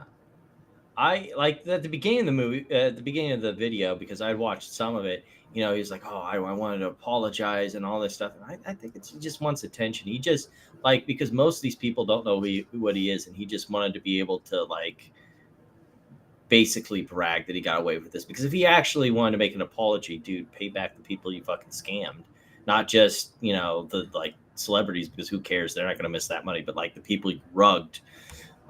He made millions of dollars, if it's my understanding. It's like, if you're really sorry, get the money back, bitch. I have no tears for you. I hope you get fucked and go to prison. Yeah. But that pretty much covers that. We're on to the meme stock segment of this episode. We got through the slog that was an hour of crypto and crypto adjacent stuff and Bitcoin treasuries and Ponzi schemes. We're ready for the fun part of this. You ate your broccoli. Now it's time to make fun of Bed Bath & Beyond baggies. Why is that not giving me audio? Give that back here. So this one started out the week. I think it was on Sunday I saw this, or it was Saturday evening, and I didn't see it till Sunday morning, but let's roll with it. We found a similar environment, an abandoned Bed Bath & Beyond. Anyway, as long as we're here, feel free to just take whatever you want. I don't really want anything. That was kind of the whole problem. Now, naturally, that's bullish. Oh. Being made fun of by Family Guy is bullish. It means we're getting paid, boys! Oh, God. This dude. I mean, imagine, being that pathetic and having to pretend like everything is bullish. When will he stop? When will the final decree be bullish? When will the liquidating what's going to happen being removed and no longer existing? So I am realizing now, because I responded to Jake last week or whatever. So I'm realizing that there are still a lot of people who do not understand what is going on here. And will be very interesting to see what happens when they realize what's actually going on here. So stay tuned, everyone. So now we're on to the Bed Bath & Beyond thing, and we have an update in the bankruptcy. So last time when we talked... Curzon? Yeah, Jeff Curzon I object. is filing. You can listen to him on this channel. I object to this. Shenanigans in the Express bankruptcy that he's also going to talk about. But so we dealt with his last. We're going to go in opposite order here because I want to get the dumb stuff out of the way. Some of it I already talked about last night when I was gaming. And then we'll go to the stuff from an actual intelligent lawyer because that also dropped. Because at the beginning of the week, what was it, Monday or Tuesday, the plan administrator and his group of lawyers dropped their thing, and then they Friday or replied. Thursday was when Yeah, and then he replied back. Yeah, really quick. right. Then again, the hearing's like next The week, 17th. right? The 17th. So, I hope that they record it instead of just giving us a paper transcript. I want to hear this whole thing go down. I'm very tempted to send an email because it says have your email requests in by the day before the hearing, the 17th. So the 16th. You have to at 3 sign up o'clock. at Court Solutions That's in Court order Solutions. I thought you said to. an email. Maybe you can do that, but I know for a fact that Send me you the can- link. I'm going to be there live. All right. I'm going to be live streaming, but I want to Yeah. listen to this while I'm at work. I want every bit of this stupidity in my bloodstream. Oh, it's going to be good. It's going to be great. Absolutely great. It's going to be amazing. He is going to be there in person. So, we're going to go over the Look, it says it right there. Right up. Watch. Scroll really quick right there. Look, see. Movement shall attend the June. Go down a little bit. June 17th hearing in person and bring true business record copies and or originals. So yeah, he's going to be there in person. He's not just going to be on the Zoom call. Oh my. And he's trying to get his money back for going there in person already. Oh, well, we're going to kind of hover over the low lights of this so we can just like snip snap get through this. Okay. So, but there's so many good points. So much stupid. There really is. There's so many good things. First of all, the cheek of this highlighted sentence right here. So like, who knows? Like, I know me and Platinum know the backstory of the plan administrator and his bankruptcy, the stuff that he's done as a bankruptcy lawyer. But I don't know. He's big time. Yeah, I don't know if anyone watching has, but like he was on the Madoff case. So like, or was it Enron? No, it was Enron, wasn't it? Yeah, I think it was Enron. So like talking about like FTX and Madoff, when like this guy has dealt with like these sort of fraud bankruptcies and knows very much what the fuck he's doing. Like it's like. I was on a space call, and I don't know if you know the account Hilson on Twitter, Hilson Valley, I want to say. But he was saying how like reading this, like you can like hear the Star Spangled Banner in the background, like yeah. There's like some of this, like I pointed it out when I was like having my like fits with this, like where he was talking about where is it this stupid like the Dutch boy. Yeah, like he loves doing this. What is it with baggies and their trite fucking analogies? The like likens himself to the little Dutch boy trying to hold together the dam of justice. It's like what? I love it. It's so funny. Oh, and then we get oh my god, yes, this is amazing. Rather than clearly define what constitutes an allowed interest, like maybe it's your interpretation of like what Jake is telling you, but allowed interest is your shares. They're gone. Yeah. Allowed interests are the interests allowed by the bankruptcy plan. And that's what I hate about this whole thing. Why it pissed me off so much that I wanted to basically do an after hours, like while I'm gaming, listening to like the voice thing, read it back to me, because like it like I'm not gonna lie, like as someone who follows legal stuff, the stupidity assaulted me and I had to respond back to it. Cause like he's over here playing semantics. Like, where was it here? Oh, this is also brilliantly stupid. Like if a hypothetical acquirer, no, we don't need to do hypotheticals because there is no acquirer. There is no distribution to class 9. Yeah, what is this? Fucking nothing. Or 1-for-7 for any other ratio a purchaser deems worthy. Dude, like they set out right at the beginning what, like how the auctions were going to work, and they had to happen at a certain time, and they're way over. Like, what are you doing, dude? They were done a long, long time ago in a galaxy. But far, he objects far away. to the schedule, so it doesn't matter.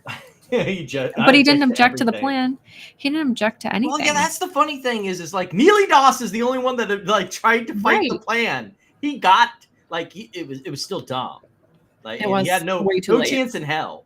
But you know, he was the one who like actually understood what the plan being approved fucking meant. Right. It's like it's over. You're done. Yeah, and then he attached, like this threw me off at the beginning. He attached his exhibit a timeline and brief summary of his communications, but he didn't like, you know how if you have an exhibit, you'll give the actual communications. But since there were communications with the plan administrator, he basically created a privileged log because he thought that the communications with the plan man would be privileged. So he didn't produce any of the communications. He just produced a privilege log. I wish he would have, though. Those would be fun. Those would have been straight on the meltdown. Send for my iPhone. Like, govern yourself accordingly. Sent for my iPhone. We're definitely going to get a govern yourself accordingly, I feel like. Because that's what he said. Remember the lawyers who got on stage on the first Plute Fest? And they were like, oh, we sent something to the plan man. He told us to fuck off. I would too. He really did say that. So contrary to the plan administrator's assertion, this motion is not a discovery request. Wrong. Platinum, say you were the CEO of Bed Bath & Beyond, and you've got the list of all the shareholders. What does that entail? What do you mean? What does that entail? What, like, if you had the actual ledger that showed all the people who owned, what does it include and what does it not include? So you would get the registered shareholders and then everyone else is Seed & Co. Yep. So if I want to know who actually owns those shares besides the one that are directly registered. The shares are gone. Well, I know. I get that. But it would require discovery because you would need to get discovery from Seed & Co. or the individual brokers as to who owns those shares. Probably have to get it through like maybe Broadridge or something like that. Like there's companies that do that, or you can get the Noble list or whatever from. Yeah, but yeah, it would be. But that would require discovery, right? Like I get it. You're going straight to the like. You have to do this every time online. It's like they find these little crazy things, and you just got to be firm. Your shares don't exist anymore. Your shares don't exist anymore, and just drill home that one point that solves all the problems. But I'm going the extra step. No rights. Even if your shares did exist, it still is discovery, my dude. Your argument's dumb on two levels. Oh my God, this is one of my favorite parts where he talks about the express bankruptcy, where Judge Owens confirmed a plan that unambiguously canceled all existing equity interests. Not merely, my puppy's flipping out. Not merely allowed interest, as appears to be the case here. Hold on. Yeah, no problem. So, but we know what allowed interests are. Those are those that are allowed under the bankruptcy plan and are entitled to a distribution, which is not class 9. Just to be clear, they are not an allowed interest. Oh, this is the best part. This is the dumbest fucking. Oh my God, this stupid fucking argument that because let me see here. Is it start here? Well, he also thinks that for some reason, like shares are assets, which they're not. I didn't see that part of the argument, but I did see this. This is the stupidest argument in the whole fucking thing, because the plan said that they had approximately 701 million shares, and that was off by 81 million. Those 81 million weren't canceled. Not how that works, bro. It says all shares were canceled. It doesn't matter if earlier they said it was, this amount and it turned out to be off. Like all class, there's like it says no distribution to class 9. All shares are canceled, liquidated, like whatever other adjectives that they used. Like your shares don't exist anymore. It doesn't matter if these numbers like were off. And again, we get back to this like whole NewCo thing, which I don't get. Where like how can any future, like there is no future recovery. Like this, the thing is, he's like trying to say, I'm not looking to try and get any sort of distribution, but I'm also over here arguing about NewCos and future recoveries and fucking bullshit like that. Like you can't be two-faced like that. Like they're going to see right through this. Oh, and then of course the best part. Shout out to the online promoters. Shout out to the PP show. Oh my goodness. And so yeah. He's like, stop making fun of me, guys. Well, I mean, stop being an idiot. That's my response. You can't help it. Yeah. Given the gaslighting, obfuscation, and improper use of Rule 11 against movement. I love that he says that they're gaslighting him. Movement will sanction him instead. Yeah. Good luck with that, bro. Best of luck to you. Appears to be a coordinated campaign of defamation, harassment, and deliberate digital disinformation by anonymous accounts, and that he will seek welcome to the Bed Bath community, dude. Using pseudonyms, and that he's going to seek all just remedies. Like the bankruptcy court doesn't care, because if you are going to sue those people for defamation, you don't get to use the bankruptcy court to get discovery against them. Yeah, that's a whole different thing outside the court. The judge doesn't fucking care. Don't here. like. This is like just like every other bank, like every one of these shit co-filings where it's like people were made to be on the internet. Like the court doesn't fucking care, unless you're specifically in a lawsuit where you're specifically suing for that. Like what do you want from me? Oh yeah, and that it's defamation pro se, and that he will unmask them. Conclusions. He wants the plan administrator to disclose the full shareholder ledger. Not happening because shares are gone. Compel reconciliation between the seed co reported shares and the total shares issued, and granting such other relief that the court deems just and proper. How about sanctioning you? That I bet that's what the court's going to deem just and proper. And he's an actual lawyer, so like he should know better. So, what I find really interesting is that when we discussed this earlier, like these two sides are aligned. They both are trying the same thing. They both believe the same stupid stuff. But of course, whenever one of these people go in before the court, they try and say either, "Oh, they're preventing us from getting our distribution," which is not going to happen. And it's like, I don't, and Jeff says as much, and then accuses them of being the bad actors. So, look at this. Yeah, she is. No, she can't. So, this. It's just like what even to say at this point? Because like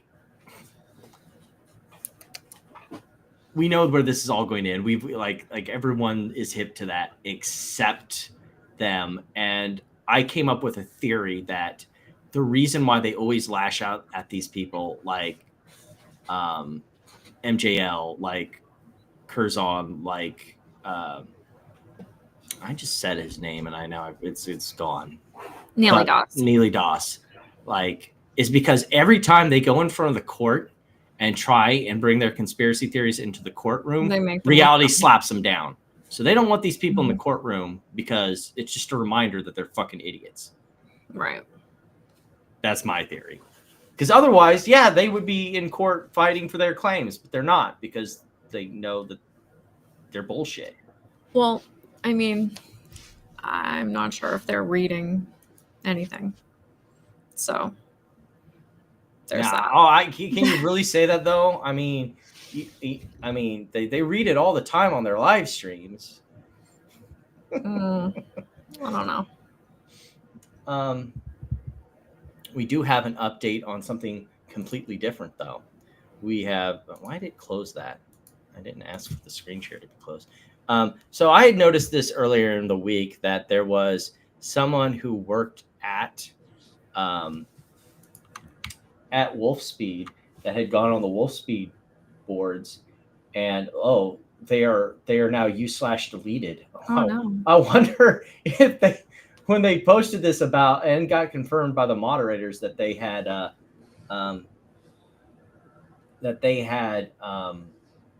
that there was 75 employees being laid off. They gave a nice whole list of it too, along with the information there that they got harassed for bringing the FUD. But it turns out they're correct, because Platinum linked this particular linked that, I don't know if it was this exact article. No, I think it was a warn notice, because I follow a Twitter account, like the layoff Twitter account that will post.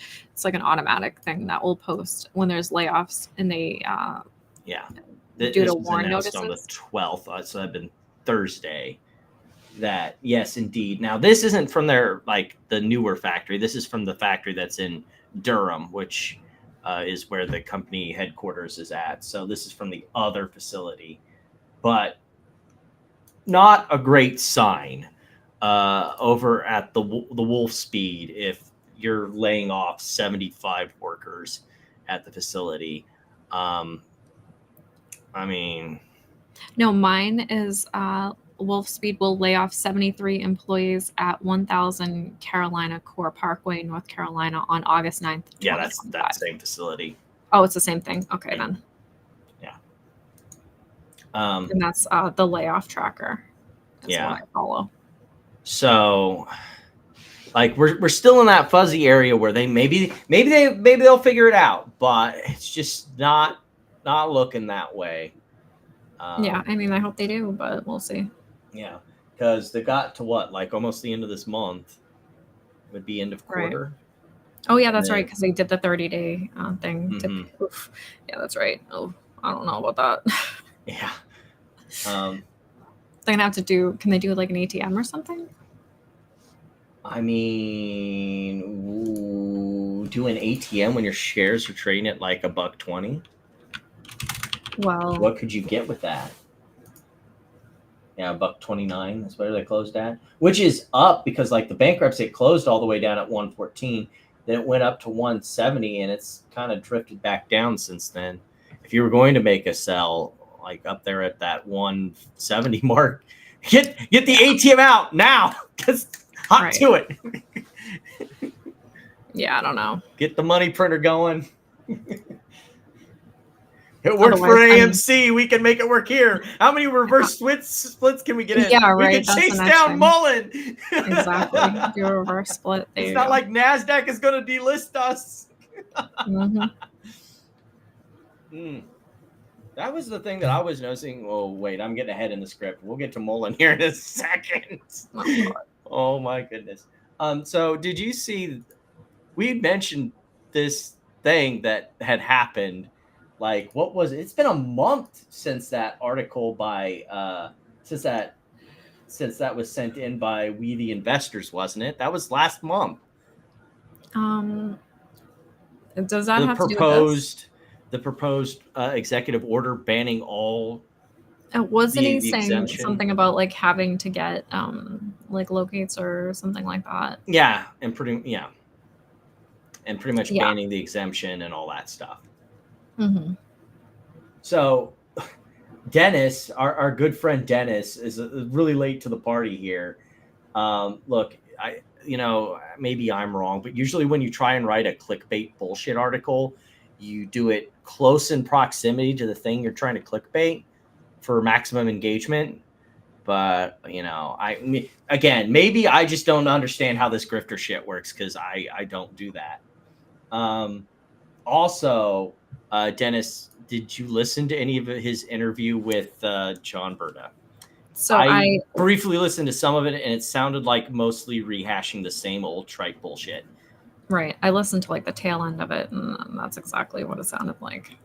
They supposedly brought up litigation. I don't know. I didn't the hear SEC that. lawsuit, but like, yeah, I recorded it so I'd have it on my records for posterity, and that's what it sounded like. It's like, I've heard this. Why are we doing this again? We've heard the same shit over and over and over again. There is nothing new here. They were trading illegally. 2 market makers got together and started trading MMTLP, blah blah blah, overseas shorts, blah blah blah. Yeah. Let's see here. What? Oh, so next up on the chopping block is finger motion. We had a bunch of unloading of shares. It looks like. So, what? Do you know anything about these SEC filings that other than like they dumped shares? It looks like. I'm pretty sure they just dump shares. Like, do we know that they dumped all their shares or just like most of them? I don't think all of them. But just a lot of them. It looks like they were in Rule 10b-5. So if it was a Rule 10b-5 thing, they were planned sales. Yeah. So, yeah. If they're planned sales, then whatever. But if they, it says 10b-5, Rule 10b-5 sales. So I think it's more that Tony was like, these sales happened, whereas the Captain McShills were going around, no, they didn't sell. So, oh yeah, they did. As opposed to saying that they were already pre-scheduled sales guys. Yeah. Which would be more truthful, and at least it wouldn't sound like. But no, you can't do that. Can't be honest with the people that you're trying to get to pump the stock. Well, it's the naked shorting does. It can't be the sales from the executives. That doesn't work. It's funny how these naked shorts only target really shitty fucking companies with no revenue or little revenue and no earnings. Yep. It's funny how that works. Pretty weird. Pretty weird how it doesn't affect VTI or any of these other... VTI is being naked shorted and he stopped. Is that why it's been flat this whole year? I thought it was because of Trump. No, it's all the naked short. It's the overseas. Yeah.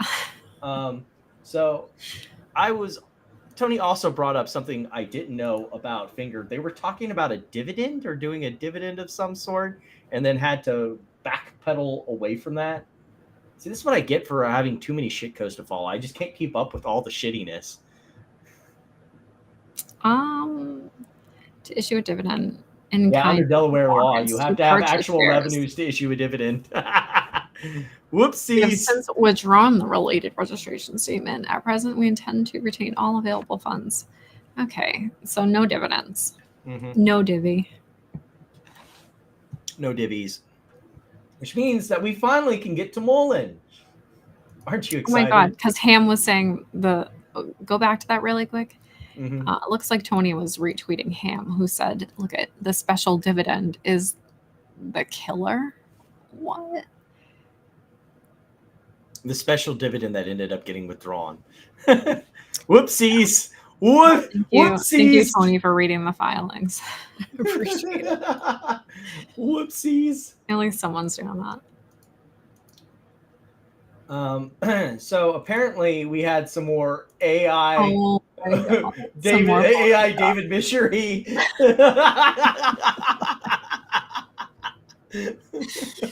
I love how he keeps his boobs though. He tries to de-age himself by 20 years. But the man tits, they gotta stay.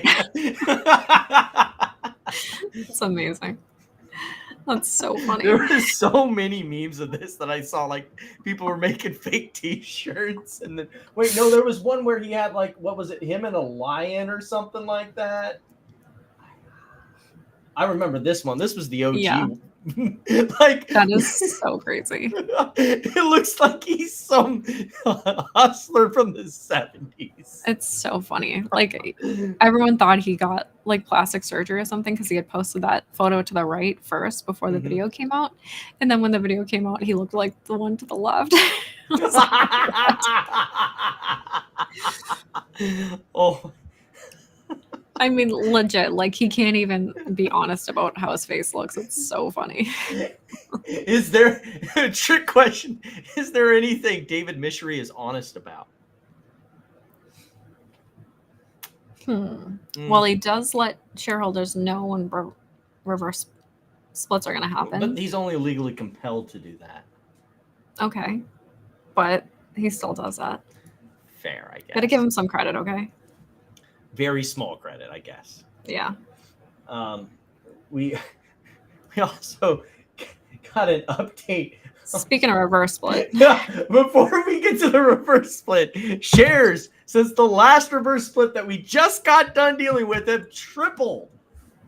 How are you still bullish, Michael? How you doing over there?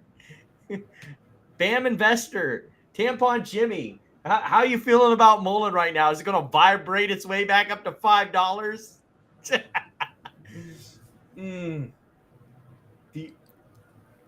I think I found where the naked shorts are. It's fucking David Michery. Yeah. But it gets better. How about another reverse split? Yep. Slated for July 15th. It'll be number 4 this year? There it is. I know, right? 4 in 6 months. That's insane.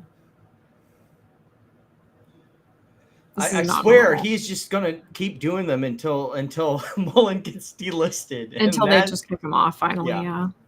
And like, you know what? Like, when NASDAQ, when are you gonna do it? Because this is just ridiculous. Yeah, this is not okay. Just put them on the OTC where they belong. Yeah. I mean, I made the joke when I was talking about it on Meltdown. I was like, at this point, the way NASDAQ's doing, that's like clearly at top of the bull market, they don't fucking care. So they're just like one rung above OTC at this point. Might as well rebrand NASDAQ as the I don't know, the like OTC plus. OTC plus. Excellent. Kind of like Disney Plus, except for shitty companies. So we got a new security purchase agreement. Like, okay, this is a great explanation by Kindle about why Mullen has to do all these fucking reverse splits and why you should not touch this thing with a 12-foot pull, because all of unless these you can are short anti-dilutive it with a low interest rate. If you can even find locates to short it, I can't. I haven't been able to ever on Fidelity. It reverses splits so much, and there's no investor who has 25K who's anywhere near Mullen, so there's no way that they have share lending activated, and the only that means the only shares are being held by institutional holders and ETFs who are getting reverse splitted into oblivion. So like, I know, I love that chart too. What is it now? The all-time chart. All-time high. I know.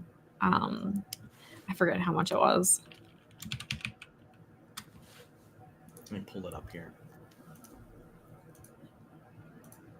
We only need to get to how much to get back to the all-time high? To get to the all-time high, you need one.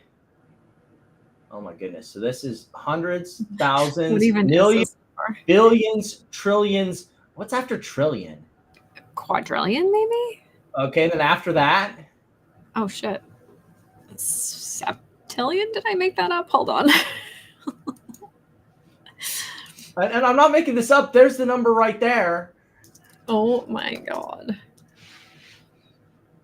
So after a trillion, the next numbers are quadrillion and then quintillion. Quintillion. 1 quintillion. 653 trillion.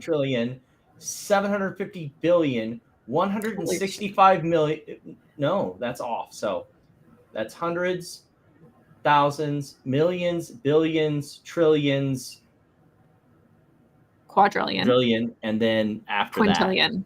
That, 1 quintillion, 653 quadrillion, 750 trillion, 165 billion, $375 million. Bullish. Just think if you guys bought at the bottom. That's crazy. I think we're the first people to sit there and say that all out loud. It's so Right? ridiculous. Wow. Oh my goodness. That's amazing. Oh, How? it's very therapeutic. But like I was saying, it's anti-dilutive. So even through all these reverse splits, they still get their shares as a factor of what the value was when the deal was enacted. So their share count keeps getting bigger that they can dilute people with. Like there's the mathematic formula right there. It's just disgusting. Like I don't know what to say here. I guess the only thing that's left to say at this point. Yeah, even filing tracker. Yikes. Yeah.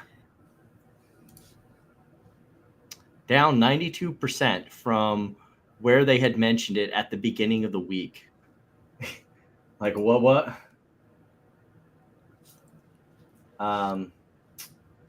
So do you know what's up with this NCNA or whatever that? I've never heard of that, I don't think. Yeah. So apparently this was being pimped by, oh yeah, because they were talking about the shares being off and they hadn't looked at the new shares that were available and but like, it's hard to keep up with all these scam codes. It's like they divide and multiply. Like here, even Tony is pointing out from Dilution Tracker that like, there's your accurate number right there that you were bitching about. Like, well, and it looks like they were complaining about how many shares were trading like in the day. Yeah, like the Like, same share could trade over and over and over again. Like what? I know that basic market functions is something that these people fail to grasp time and time again, but like whatever, I guess. Speaking of diluting shitcos, another market offering from Highcroft. They still haven't drilled a single shred of fucking silver or gold, but here they are offering more units to dilute their shareholders. Let me see if there's anything actually interesting here. Do you know anything about the G-Bucks special warrant dividend? How the shares doing after that? Are we on the moon yet? Platinum? No, I know that Phil was shorting G-Bucks, but that's all I know. Yeah. And it was like really shitty financials. Yes. Believe it or not. I'm pretty sure I know, can it's very confirm. shocking. You want to know what their revenue for last quarter was? Total revenue. Sure. You want to take a guess? 0? Higher. Well, then that's good. Total revenue, $66,000. Wow. You want to take a guess what their operating income was? Negative. Yes. Negative couple million. No, only 183,000. Oh, not bad. Total net income. No idea. 526,000 negative. So like this like, why is this publicly traded? Like they aren't even breaking $1 million on their revenue. Like what is this? Is this the stock market for ants?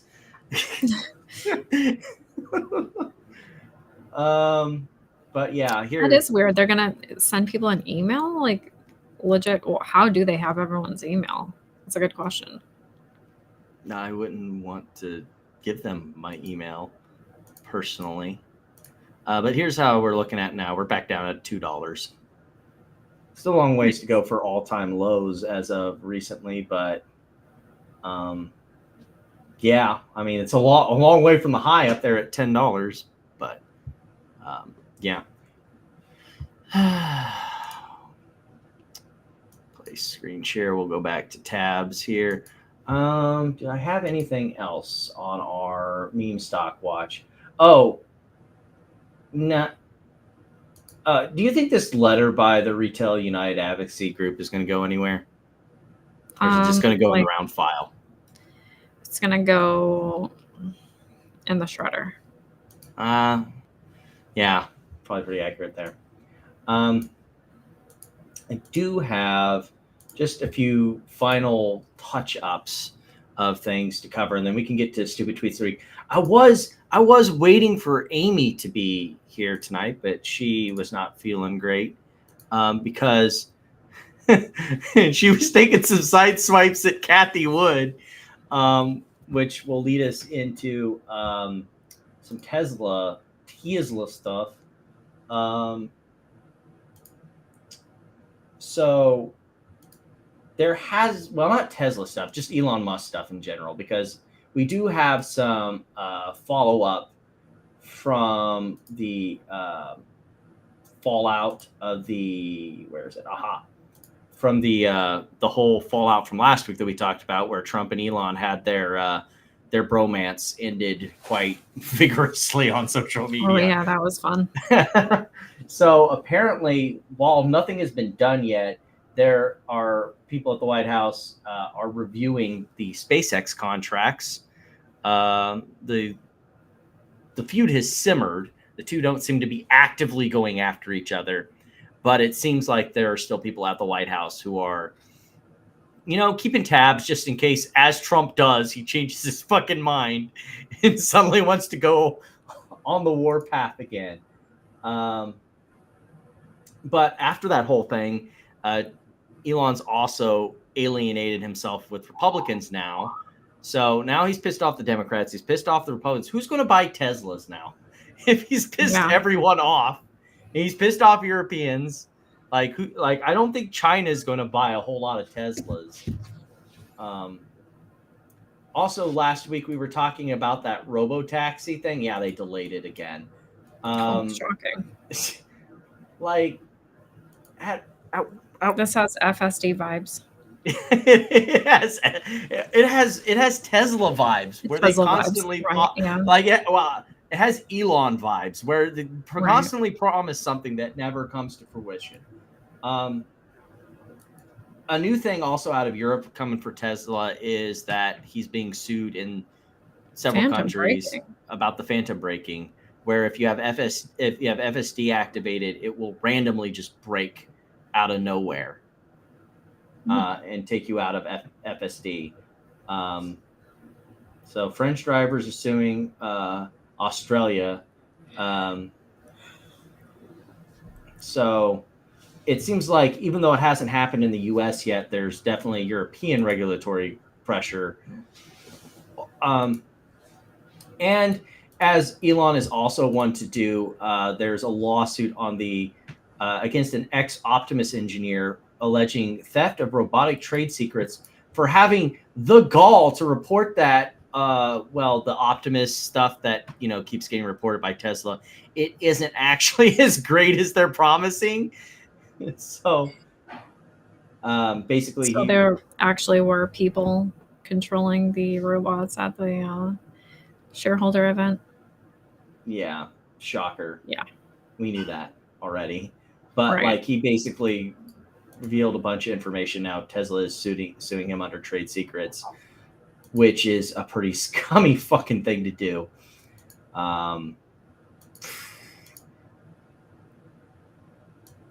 Let's see here. So that brings us to our next thing. We've often talked about AI. I can believe this because I've seen it happen where, what was it, a couple of years back when ChatGPT basically cheated at playing chess with someone who started spawning queens and all sorts of different pieces all over the place and moving pieces that didn't exist or into places it couldn't go. Well, when you actually put hard logic against ChatGPT and it has to actually follow the rules of chess, it can't even beat an Atari 2600. Wow. We progressed in the 90s to a point that we created a computer, Deep Blue, that could beat actual chess grandmasters, only to regress to the point where he can't even beat a computer from the 70s. Amazing. Yeah, that's really surprising. Amazing. I don't think it's surprising that ChatGPT can't. Like that. That didn't surprise me any, considering how well it. And this is the thing that people. Yeah, you can't just like tell it how to play chess, right? Like you move this that way, blah blah blah. I mean, you can't just program that. I mean, I'm sure you could, but like, I guess it just doesn't like part of a lot of it. Like, if I remember, like there was the Down the Rabbit Hole episode that talked about Deep Blue and how it was working out. Part of it is programming, and part of it could be just the programming of ChatGPT, the model that was made to, have it play chess was really bad. That could be a possibility. Yeah. And that the programming on the Atari, even for the compute on it being really poor, it had actually good code to execute. Whereas, ChatGPT's like chess coding, I guess maybe wasn't so hot. But it seems like this only seems to add more to the nutshell of AI being a little overhyped. This article I'm also not surprised about, because we see it on a daily basis when it comes to the meme stock crew. People are becoming obsessed with ChatGPT and spiraling into severe delusions. Who could have guessed? Yeah. Let's see here. Across the world, people say their loved ones are developing intense obsessions with ChatGPT and spiraling into severe mental health crisis. A mother of two, for instance, told us how she watched in alarm as her former husband developed an all-consuming relationship with OpenAI's chatbot, calling it Mom. Oh boy. This is like back to like the cult stuff that we were like people like starting to worship like the AI and things like that. In one dialogue, we received a ChatGPT tell a man it detected evidence that he's being targeted by the FBI and that he can access redacted CIA files using the power of his what? Comparing him to biblical figures like Jesus and Adam while pushing him away from mental health support. Yikes.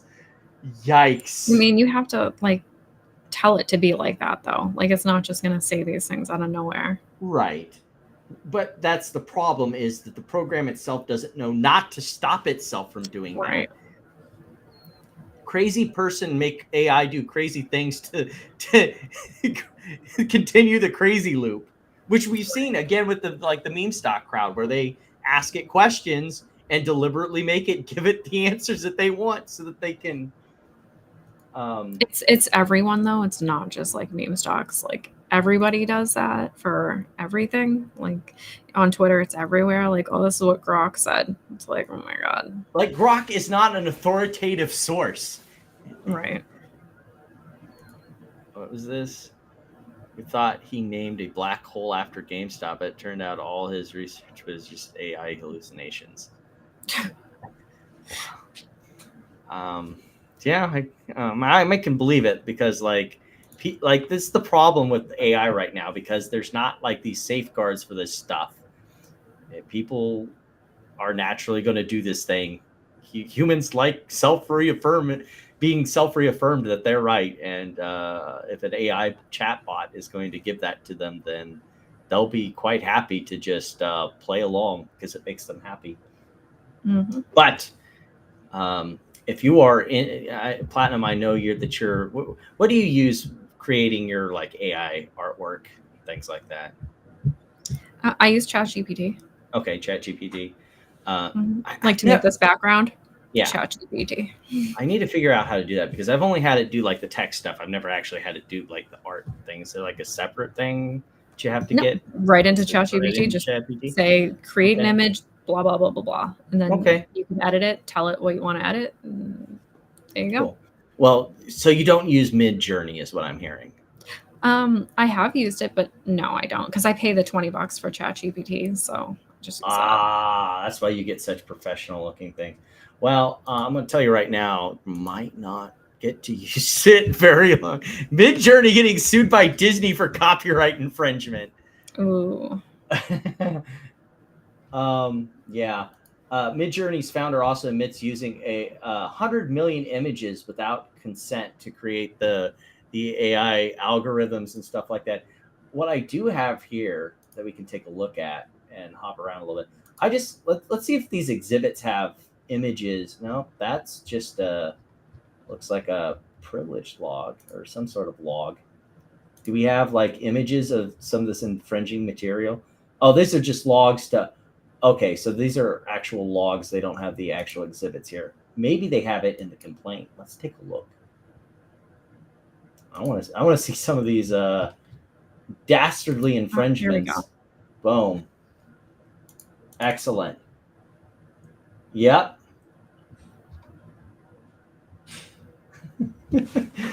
Oops. I know they have some side-by-side ones in here because I saw them in the thing here. Let's see if we got some side-by-side images where they compare the original from the movie and aha! There we go. Oh wow. Yikes. Oh, there we go. This is the thing that originally Grok almost got in trouble for because what was it? They had all these that you were able to, and then they could you could have like Mario doing drugs. Exactly. It wouldn't let me do Mickey Mouse like doing cocaine. It was like, you cannot do that. Like, so they put an end to that the same day. Yeah, I wonder why, because they didn't want to get sued. Mm-hmm. I don't want to go too far into this one, but I thought it was kind of interesting because what was it? A couple weeks back, we talked about the United Healthcare thing where they got, was it the federal government had an investigation or had they actually filed charges? That's right. Well, they hadn't filed charges, but there was talks about it. But then the company said they didn't know anything about it. About them basically potentially, it was Medicare, right? That they were doing Medicare fraud. Mm-hmm. Well, that was an insurance company. What about a hospital? Yeah. I don't know if you had seen this short report. So there's nothing confirmed with this that we know of yet. But basically the indictment from Fuzzy Panda is that, it talks about, United Healthcare and Valiant being down for their allegations. And it's saying that potentially Tenet that does these hospitals that he's basically accusing them of, apparently they've already had it in the past. It looks like, oh yeah, this is 2016. They were busted. So, and apparently have a running track record. Yay. These are kickbacks for patient referrals. Okay. So yeah, that's basically the situation there. So we have two more things, and it's mostly, I don't want to deal with the tariff stuff because it's like unverified, the deal with China that, came directly from his tweet. So we're not going to give that any parlay other than to mention it's a thing that he claimed. Mm-hmm. Because so far, none of these deals have been confirmed in any way, shape, or form. I did find something interesting, though. Remember last week when we talked about the Treasury thing, and then they did another buyback this week.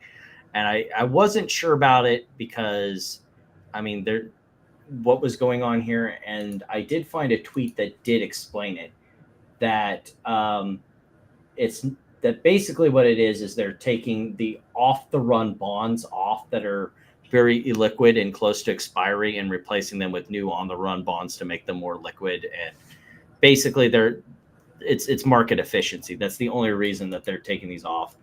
And people are making a big fuss about nothing. The only thing that's a bit weird is the size and volume. But, as the Treasury market grows, you're going to have bigger buybacks. So it's a nothing. Like, people are pointing out at it and looking at the number, but it's like, this is normal Treasury functions. So don't worry too much about it, but you might. We got to finish this off, though, more Trump saber rattling when it comes to Jerome Powell, which we've mentioned before in the past. So I don't like the threats are becoming more tangent, like tangible. He did the same thing But last term, so who cares? Yeah. He just wants them to lower rates, and he thinks he can into it, but it's not going to work. It's not going to happen, especially since we don't know still where the tariffs are going to make inflation way worse. So rates are not coming down anytime soon. Yeah. So we do have stupid tweet of the week. I'm going to get some things set up here for that. We do, since Amy isn't here, I do have some guest appearances for stupid tweet of the week. So let me, while you get yours, I'm going to line up our first guest appearance for stupid tweet of the week. This submission comes by way of Sean Williams, AMC Scams. Now, we had withheld this one. This was back to the what is GameStop going to do with all this money? It's another one of they're going to buy out AMC, but this one's extra special. What if GameStop has been raising cash with the intention of buying AMC? The count of phantom shares in both stock pools is speculated to be astronomical via total return swaps. The bear thesis on GME is pretty well dead. If they acquired AMC and managed to wipe out all their debt via an equity deal. How about no? How about no, thank you? Hey, they've got 40 million cash sitting around. That's the entire debt pool. Not happening. Oh, wait. Yeah, 4 billion. Yeah, that's about how much debt AMC has. So there you go. It makes the perfect sense. Yeah, let me just hand my money over to AMC. No problem. The bear thesis would be dead too. The shit show that would ensure once brokers realized they had no choice but to clean up their mess would be biblical. Furthermore, if you go back and watch RK's Twitter movie through the lens that there are a lot of tweets and seem to align with the theory, just a thought. Jesus. Well, they're phantom shares, so we can't know what the count is. They're by definition they're phantom who is the shares. Count? 1, 2. Who is the count of phantom shares? That's a good question.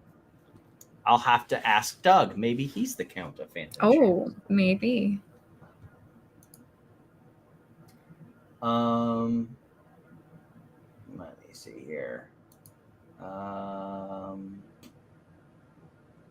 I have my stupid tweet of the week, but okay, I have one that's very stupid. You go ahead and do yours first, and then I'll do mine. I just gotta find it. 1 second here. Let me get it over here. All right. So add to scene. Okay, extreme stupidity. While this answers any of the wonder surrounding RC and his status as co-debtor, creditor, and party in interest within the Bed Bath Chapter 11, I should have read docket 4146 sooner. Thanks, Plan Man. And this is where it says, while the definition of party in interest is broad, this term is limited to parties that have a financial interest in the estate's assets or represent parties that do.